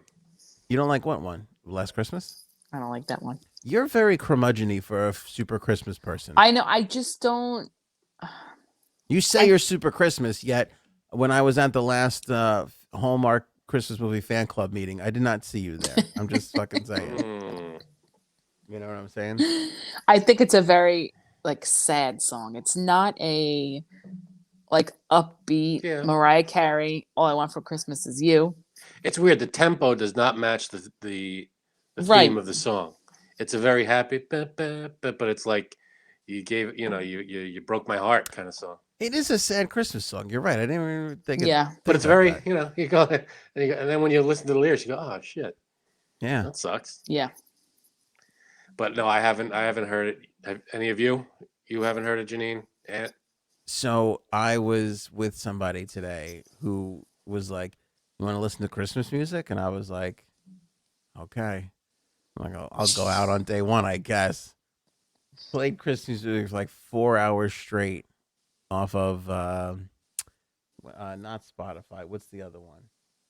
Pandora. And you didn't hear it once. Didn't hear it once. I was shocked. That's a Christmas miracle. Yeah, I accepted. It's like when you sleep with somebody and you don't put a rubber on. You're like, oh, well, let's roll a dice here. Let's see what happens. That's what I felt like today. That's what it felt like. Don't put a rubber on. What are you, my father? That's the fucking. That's the phrase he would use. What are you, a sailor? I went into it going, I'm going to catch something here. I know I'm going to get it. I'm just going to catch it, and it's not going to be. We'll get, you know. Hopefully, it won't be one of the bad ones. That was my mentality. Yeah, and you'll just scream "fuck" at work at your new job too, and then people will be like, "What's wrong with this guy?" But I got through just fine. I made it through the whole day without. You got your medicated cream, and you moved on. Yeah, I did. I can't believe I didn't hear it. You accept it. That's the thing about Whamageddon. You go, I'm gonna get it. This is gonna. There's no way I'm making it through a 4-hour music session here. That's crazy. Song. Yeah. Mm-hmm. I was. You probably heard it's beginning to look a lot like Christmas at least 3 times. Yeah, I can't remember a lot of the. You know what's weird though? I feel like there's more Christmas music now than there ever has been. Oh yeah, because everybody makes a Christmas album. Yeah. What? That's like the weirdest phrase, the weirdest observation you've ever made. Of course, there's more Christmas music now than there was years ago. They keep writing songs. They're not deleting any. Yeah. No, but it's not even that. It's like, you know, I'm older now than I was 10 years ago. I don't understand. Wow, he's doing it again. This is the real Frank, guys. I gotta call you out on your BS. No, and he's right. He wished COVID death on me. Can't and believe now there's he's more making fun music. of him. There's more songs today than there were 10 years ago. I don't understand. He's right. It was a dumb point, but I still stand by it because every artist, like once you become established, they're like, go record a Christmas album. And so it's like, you know, even if they're not writing new songs, they're still recording the old classic songs. So we're just getting this, like, this onslaught. I went into Spotify the other day. Do you know I'm going to show you guys. Do you know how many Christmas playlists there are on Spotify? Is there a lot? It's absurd. It's probably the same. It's probably the same songs though, just in different order and by different people. There are more. Like, you think we have a lot of school shootings? Like, you think that's absurd? This is completely fucking absurd. Like, I hurt my neck. It is just COVID neck. Are you falling apart on us live on the show here? That's part of it. That's I'm getting COVID on air. That would be First great. ever, folks. Yeah. Where do I First find? ever okay. live COVID. Yeah. All right, here. Look, this is all the playlists. Okay. Okay. So this is all podcasts, hip hop, all that stuff. If I click on Happy Holidays, which is Right. this one, Okay. look at what it opens up. Look at the. Should I make myself bigger? Yeah. Sure. Better to I see? can't see. That's what she said. Okay. Look at Oh my this. God, there's a lot of categories. Look. Wait. It's not Look. that many. Oh, Look. here we go. Wait. It's not- Oh, hold on. I that's- gotta click. See more. Look at this. Okay. Here. Look. Look. Okay. These are all categories. Damn. That's not that. Oh, it keeps refreshing. Are Right? you fucking kidding me? Look. Look at how insane That's is. it. Like, That's not that many. dude. All right, What I'm was gonna that? read. 60, I'm gonna read. 70? That's not a lot for you know, Here we go. New holiday popular music. Yeah. Christmas classics, Christmas Hmm. pop, Hanukkah, Christmas hits, mellow Christmas, contemporary Christmas, single holiday collection, cozy Christmas jazz, country Christmas, Christmas cocktail jazz, Christmas coffee house, Nice. Christmas peaceful piano, Cool. Christmas jazz, not to be confused with Christmas cocktail jazz and cozy Christmas jazz. Goodbye. There's a big difference there, pal. Feel good Christmas, classical Christmas, contemporary Christian Christmas, Do they have Happy- Feel Bad Christmas? Happy Holidays, Jazzy Christmas Dinner. Again, not to be confused with cocktail jazz, cozy Christmas jazz, and just Christmas jazz. There's a lot Oh of my Christmas God. jazz, apparently. I call bullshit on the jazz. Christmas Spirit, We lost folksy yourselves. Christmas, country Christmas classics, Disney Christmas, Christmas Ooh. carols, instrumental Christmas hymns, acoustic Christmas, a merry lo-fi Christmas, family Lo-fi? Christmas party, Who the hell wants lo-fi? indie Christmas. I'm surprised it's not Indian Christmas. Soulful Christmas, Christmas lullabies, hip hop Christmas, rock Christmas, Christmas peaceful guitar, What? gospel Christmas, holiday Christmas magic, stressful guitar. metal Christmas, punk Christmas, retro metal holiday, Feliz Navidad, relaxing Christmas, Navaral. I don't even know what the fuck that is. Fireside Christmas jazz.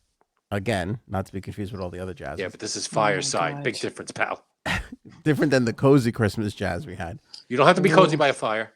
Christmas choir, Christmas K-pop, La Posada, my Novidades, Navideñas, Sure. which I assume is Spanish, but still has Michael Bublé on the cover. That's interesting. Latin Christmas, smooth jazz Christmas, kitty carols, I want rough jazz Christmas. Morocco Christmas, Christmas music box. That was for my wife. Family Hanukkah party, sad Christmas classics. There it is. There we go. I think that's just Christmas shoes on repeat. That's suicidal Christmas. Oh no, our Christmas tree, it's broken. Christmas blues, lonely wait, Christmas. whoa, what? I swear to God. Wait, what? That's a category? Oh no, our Christmas tree, it's broken. What the hell is my- that? Wow. It's Okay. a broken cookie. And the Okay. first song is Justin Bieber's Mistletoe. Yep, that's a broken Christmas. It says here, a perfect soundtrack for eating the Mariah Carey Happy Meal in your car. I don't even know. Wow. Is Wow. it- I like that. Okay. This is a Mariah think- Carey Happy Meal? Is there I a think Mariah Carey it's Happy Meal? eating just a Happy Meal while listening to All I Want for Christmas Is You. Christmas blues, lonely Christmas, country Christmas spirit, Navidad Cristiana, Sure. Valencicos, Navidad con sabor. This is I don't even know what I don't know what that is. That'd be Spanish. It looks like some sort of Arabic. Oh, And it says Layet EID. I don't know. Is that I think that's Arabic Christmas. I think you're right. I'm not I don't know 100% what that sure what says. that is there, but diverse, which I like. Kwanzaa and Natal Portuguesa. All right. So you got a lot of variety there. A lot of variety. We went through 17 different types of jazz Christmas. Listen, some people are very specific when it comes to their jazz. Wait, their Christmas jazz. I'm more concerned with Lonely Christmas. Like, what the fuck is on this Lonely Christmas? I feel like you take any song and you just do the ka-ching, ka-ching, ka-ching, ka-ching of Jingle Bells. Yeah, It instantly makes it a Christmas song, yeah. That's Yeah, true. that's true. no matter what song it is. Right. Mm. But All right. I get it. I get it. There's a lot more Christmas music out there than you realize. So anyway, Uncle Jamie's out. Are you guys still in? I'm assuming you're still in. I'm still master of my domain. I'm still in as well. Mm-hmm. Speaking of, let's talk about Dick Pound. Whew. There's a whole tennis player IOC International Olympics thing going on where this girl was, I don't even know, I ignored the story, to be honest with you. Yeah, same here. Couldn't be bothered. Sounds like you got a strong grasp on Dick Pound.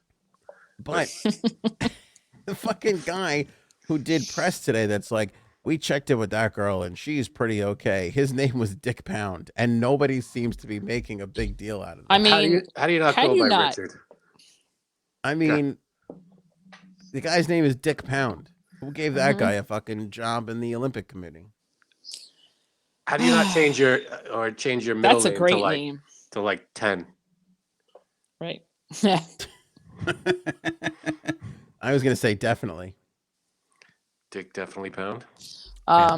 My friend that I used to work with, her last name is Dick. It literally is Dick. So she, sometimes I'd be talking to her like, oh God, like, I don't understand why does he have to be such a dick? And she's like, hey. But she said, all through high school, got made fun of. That's rough. I mean, that is a rough last name, right? Yeah, it's hard to be Dick. Very good. But do you want to see what my Spotify Wrapped is? No, I don't even know what that is. All right, fuck you guys. Spotify at the end. Oh, we got to get through these last couple things quick. Oh here. God, it's time for me to go soon. I think we can. Spotify every year gives you your top songs, artists, and podcasts from a year that was. They did something really interesting this year. I find this to be really, really interesting. They gave you, or they're giving you, I haven't done it yet. I figured we'd do it live on the show here. But they're giving you like let me make sure I got this right. They give you like a color. You get a visualization of your audio aura based on your top 2 music moods. Wait, is this like from 15 years ago when you played your Windows Media Player and it give you that visualization thing where you play just? So. It's like, yeah, I'm sure this is going to be very accurate. This will give you your aura. I think so. Here's what, and I didn't hit mine yet. This isn't mine. This is just from the article on The Verge. But they give you like a friend of mine. I saw hers too. It was like blue and yellow. I don't know what it meant, but does it tell you? It's probably just red. Does it give you meanings underneath? Like what? I don't know. Do you want to see mine? I'm happy to volunteer mine. I'm a little embarrassed to volunteer mine up, but I'm happy to do it. Well, unless the meanings of these things are embarrassing, you shouldn't be embarrassed. What are they? Well, okay. Here's why I would say that.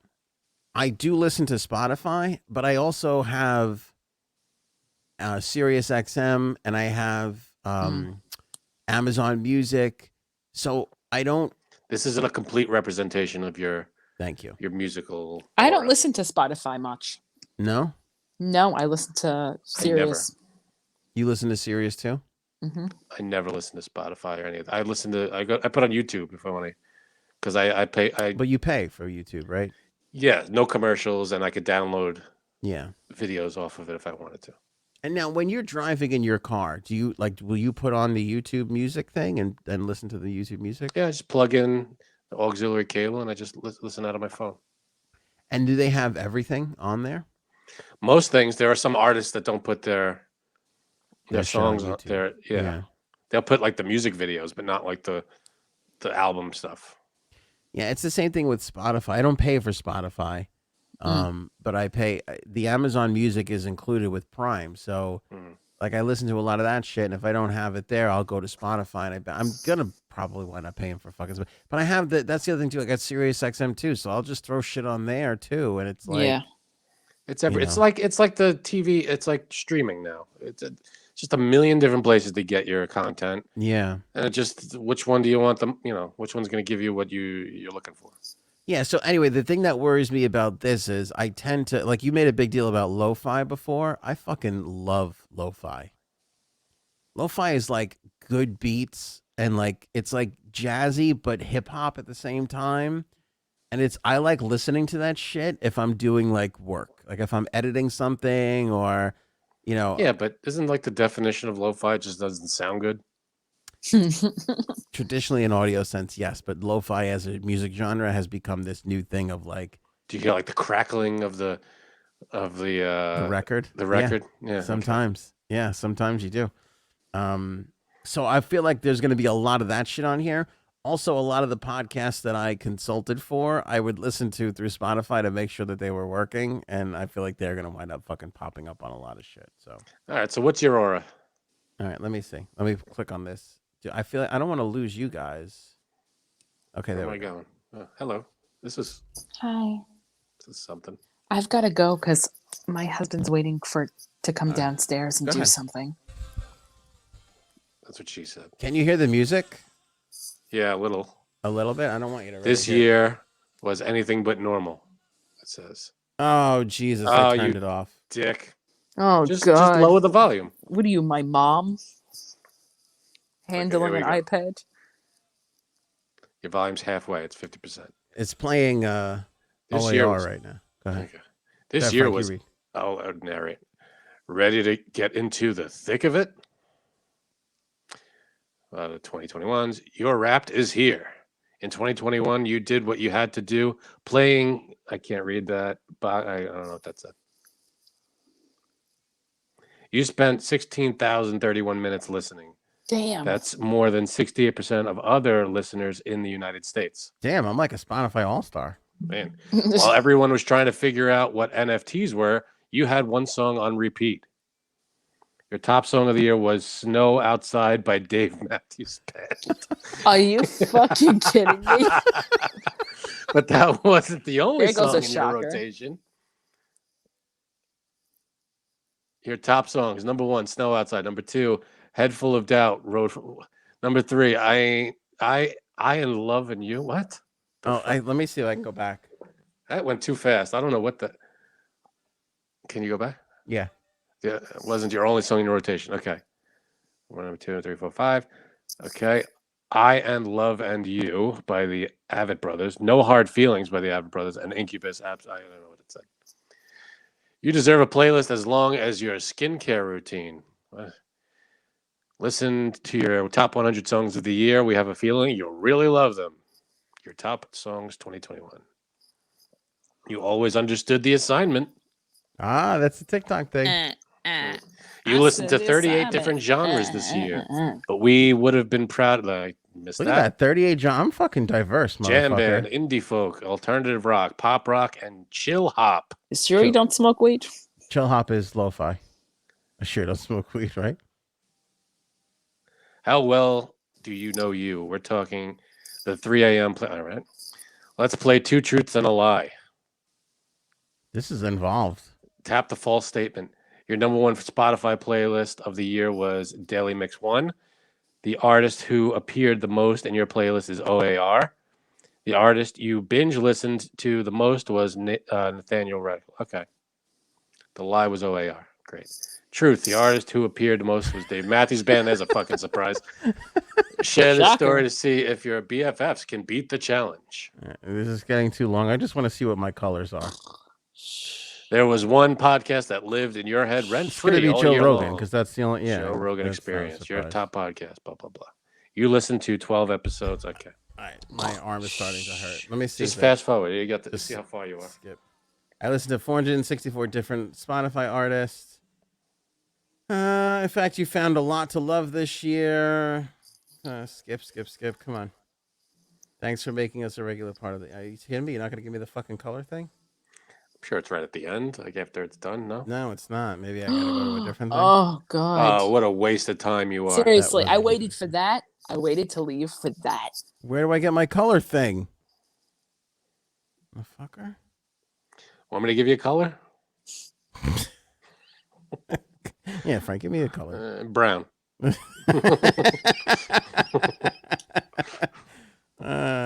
me see here. I'll search. Oh, hold on. 2021 Wrapped. Your artist revealed your top song. Oh, maybe I didn't get it yet. Oh, wait, hold on. Oh, no. Creative. I don't know. Oh, shit. All right. You know what? Next episode, we'll do the fucking color thing. Oh, what a big letdown. I was looking forward to see what you guys are doing. I didn't realize you were not that much of Spotify people. I don't think I've listened to one thing off of Spotify. Kind of like Spotify a lot. And by brown, I meant poop, for those unclear. Thanks, asshole. Okay. What? Alec Baldwin is going to say in an interview with who's the guy everybody loves? George Stephanopoulos. Stephanopoulos. Yeah. He says it's going to be tomorrow. It's going to air tomorrow, I believe. Is that right? Yeah. I'm Do gonna you want to watch hear it. the audio? Yeah. Let me know what channel that's going to be on too, so I don't accidentally watch it. ABC, I believe. Do you want to hear the minute 50 audio? Not all of it, but go ahead and I'll tell you when to cut it. She was someone who was loved by everyone who worked with and liked by everyone who worked with and admired. Does he say about the gun in Tearing this? up, crying. Yeah. I mean, even now, I find it hard to believe that. It just doesn't seem real to me. Oh. You haven't said much in public since that tragic accident. Why speak out now? I think the big question, and the one you must have asked yourself 1,000 times, how could this have happened? You described it as a 1 in a trillion shot, and the gun was in your hand. How do you come to terms with that? He's crying. It wasn't in the script for the trigger to be pulled. Well, the trigger wasn't pulled. I didn't pull the trigger. So you never pulled the trigger? No. I would never point a gun at anyone and pull a trigger at them. Never. What did you think happened? How did a real bullet get on that set? I have no idea. Someone put a live bullet in a gun. A bullet that wasn't even supposed to be on the property. How do you respond to actors like George Clooney who say that every time they were handed a gun, they checked it themselves? Your emotions are so clearly right there That's a on the tough pill to surface. You felt shock. You felt anger. You felt sadness. Do you feel guilt? You said you're not a victim, but is this the worst thing that's ever happened to you? Yes. Oh. Yeah. Because I think back, and I think of what could I have done. Alec Baldwin, Unscripted, the news-making special event. Okay. Tomorrow night. 8 o'clock. Alec Baldwin, unscripted. Alec Baldwin. Yeah, they could have done without that. Am I the only one who feels bad for this fucking guy? I mean, you know, How did she die though if he didn't pull the trigger? I'm sure they'll answer that. It's Yeah. just- Yeah, I find that hard to believe that he didn't accidentally. the only thing I could think of, if it's one of those old-fashioned guns with the hammer, like a Western style gun, I don't know what they're called. I don't know guns very well, but like a six-shooter kind of thing, and the hammer was pulled back, and he didn't pull the trigger, but the hammer fired. Oh. Do you know what I mean? It was cocked, but it went off. I guess so. So that could have been what happened. I don't think that could be. It's, you know, you hit the gun, you hit the hammer a little bit, and it fires. So this was trending before we started doing the show, and so I clicked on it, and I was reading, you know, and Tim Pool, who I just brought up a couple episodes ago, one of his tweets came to the top, and I just fucking hated it so much. You know, he was basically saying like, oh, you know, fucking Alec Baldwin is part of the Hollywood elite, and he's not going to go to prison for murder, and it's kind of like, The guy didn't mean to murder anybody. He's not looking to be a right. I don't think he's at fault. I mean, somebody should go to prison for this, but I don't think it's him. I think it's the fucking, you know, whoever set up the gun. Yeah, because he would never have a gun in his hand if he wasn't working. Right. You know what I mean? Like if a police officer accidentally shoots somebody, you know what I mean? I don't think that they would be going to prison for that. Yeah, I mean, who is responsible for the gun? I mean, a police officer is responsible for his own firearm, I would imagine. But who put the real bullet in there? That's weird. And like you said, a bullet that should never have been anywhere near the property. Unless like other things that we don't know, and it's just like a real accident. You know what I mean? It's just, I don't know. We don't know everything. How the hell does a real bullet get there? Unless, I remember a while back you were saying, Anthony, that sometimes they have real bullets just so they could practice shooting maybe on a range, but I guess on the set there's no range. No. It's real guns. The guns are real. Guns are real. The bullets are not supposed to be real. Right. And anyway. The young lady who was I forget what they call it, the armor. Right. She was shooting real bullets as practice before the scene. So she had real bullets in the area. She's responsible for bringing the weapons to the set. and she had been using them in target practice prior to that day. So I don't know what the difference is, what they look like, a real bullet as opposed to a prop bullet or whatever it is. Yeah. So maybe in some way they got mixed up. She had real bullets because she was practicing with the gun. Yeah. And they So somehow, yeah, that's kind of, but she was 24 years old. She's a fucking idiot. And, you know, Tim's tweet the other day, 5 days ago, he tweeted, Alec Baldwin won't get arrested because he is rich, well-connected, and the narrative seeded immediately after he killed that woman was that it was an accident. Trials today are based on social media and people's willingness to riot. How do you get to a point where you fucking write something like that? That's ridiculous. Trials today. You think, like, it just doesn't make any sense. No, he goes, because they immediately put in the narrative that it was an accident. No, it was all part of his grand plan to kill somebody he fucking worked with. Makes no sense. That makes zero fucking sense. 2,700 retweets. I don't understand. And oh my God, geez. See, people are dumb. Don't you know that? The internet is full of dumb people. That's why when you read stuff on the internet like that, especially when it comes from people, just random people. Oh, she's gone. When it comes from just random people, you gotta know what you gotta take everything with a grain of salt. That was 5 days ago. And then, let me see here, 2 or 3 days ago, he just tweets. Alec Baldwin killed a lady.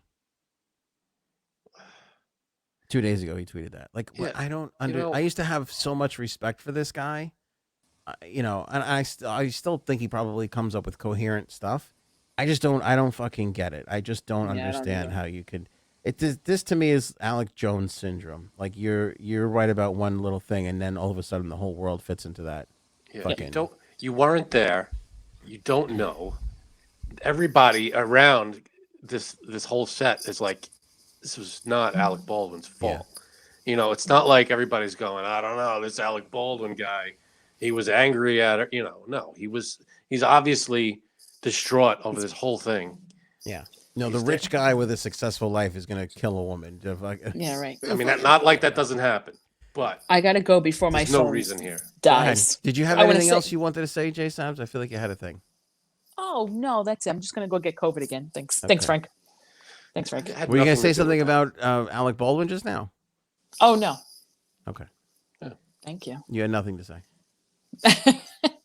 Let me get a close look at that COVID eye. You want to bring that up to the camera so everybody can bring it close. That's the wrong eye. I feel like I do see something right here, like in your cheek almost, or right underneath. It looks like you have like a bruise there.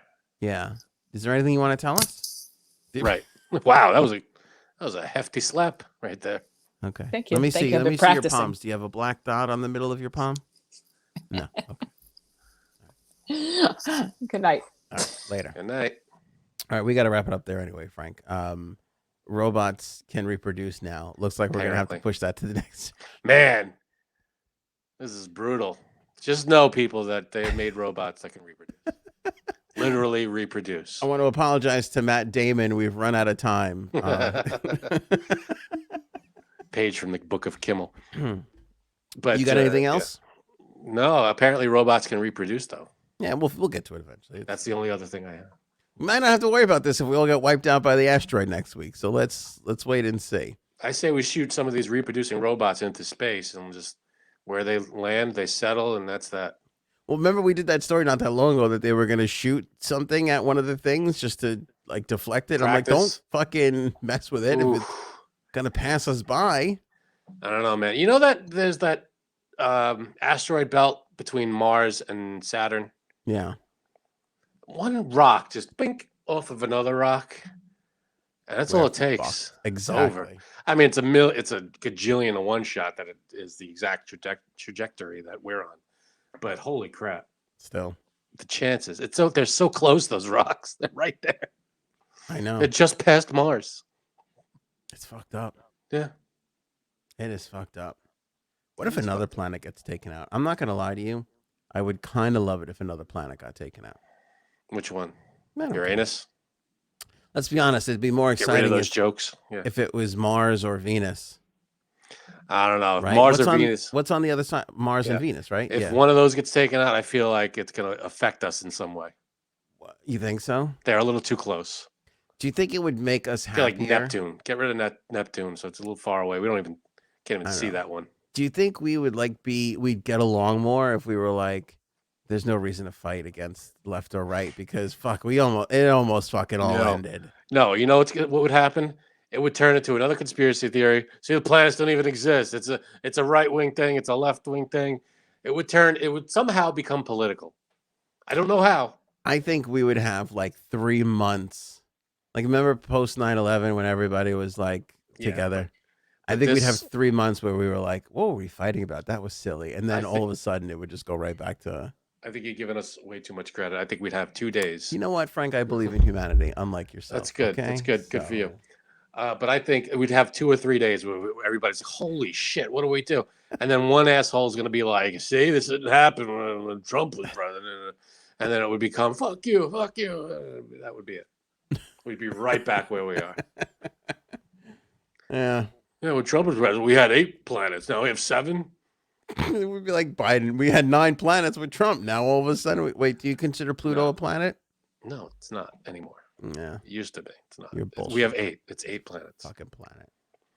Yeah, well, what are you going to do? It's not a planet. I have a textbook from grammar school that says you're wrong. Well, a textbook from grammar school is an idiot.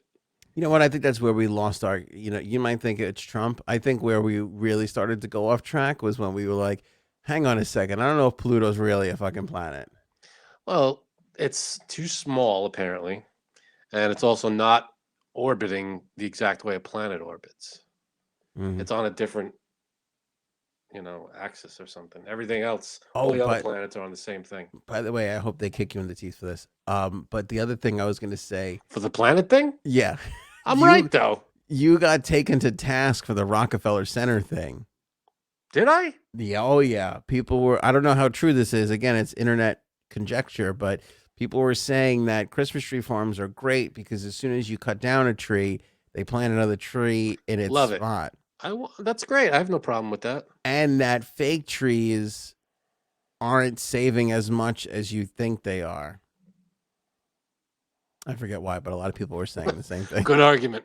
A lot of people were like, Frank's so full of shit, and they were saying something. Well, someone said that, I don't remember who it was, but someone said that in order for a fake tree to be environmentally whatever good, right, you'd have to have it for like 5 years. I've had my fake tree for like 20. Yeah, that's not an argument because people buy that fucking shit and it's like 40 years they put up the same shitty fake tree. It's the same one. Yeah, from my childhood, basically. But no, I mean, I'm all for, hey, you're planting trees and you cut down 1, you put up 2. That's good. That's great. My whole point is, why go through the whole? It's just a time saver and an energy saver. You just plant a tree there. It's a beautiful tradition.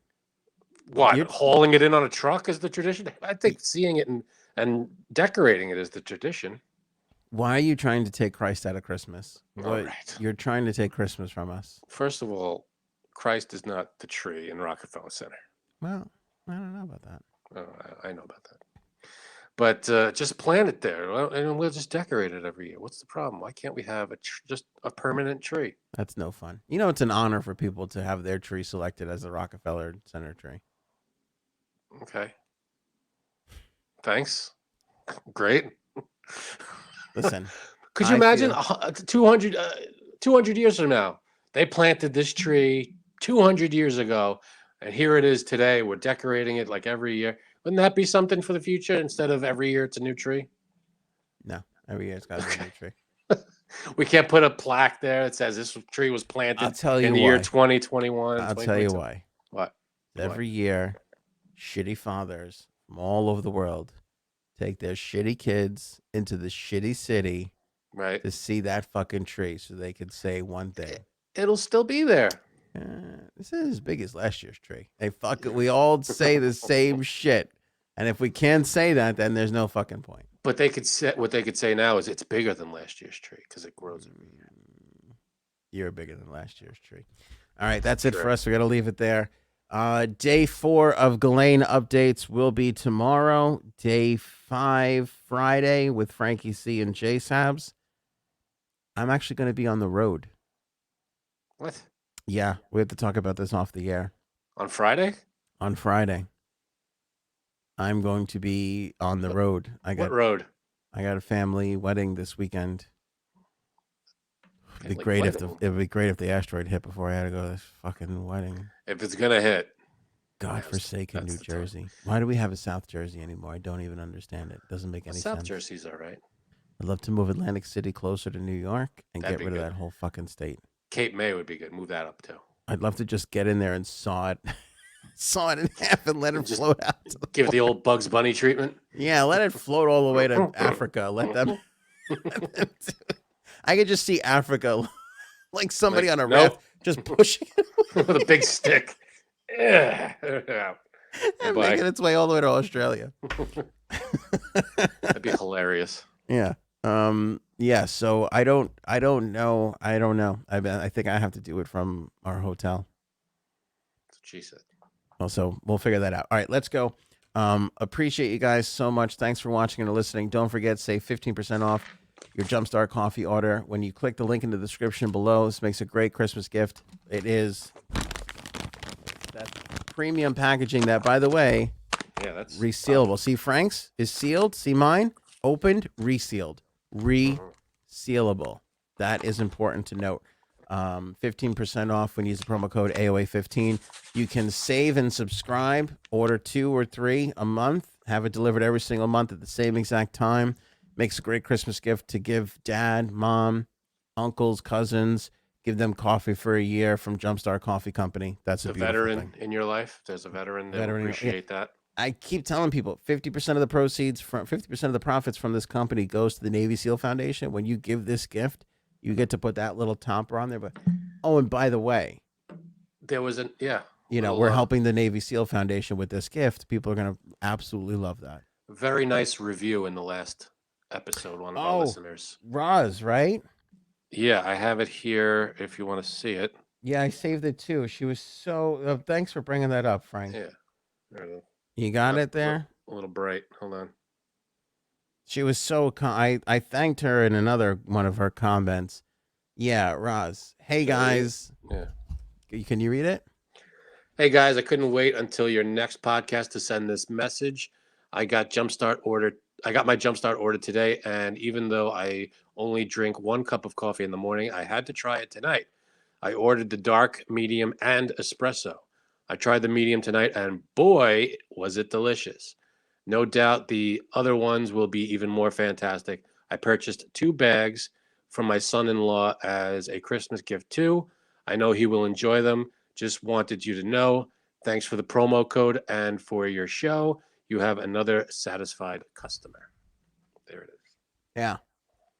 Beautiful thing. Look how kind that is. That's wonderful. I love the review. And you Frank, you guys try it. We haven't even got, forget a bad review. We haven't even gotten a mediocre review from anybody that's ordered this coffee. Yeah. It's all good stuff, baby. Yeah.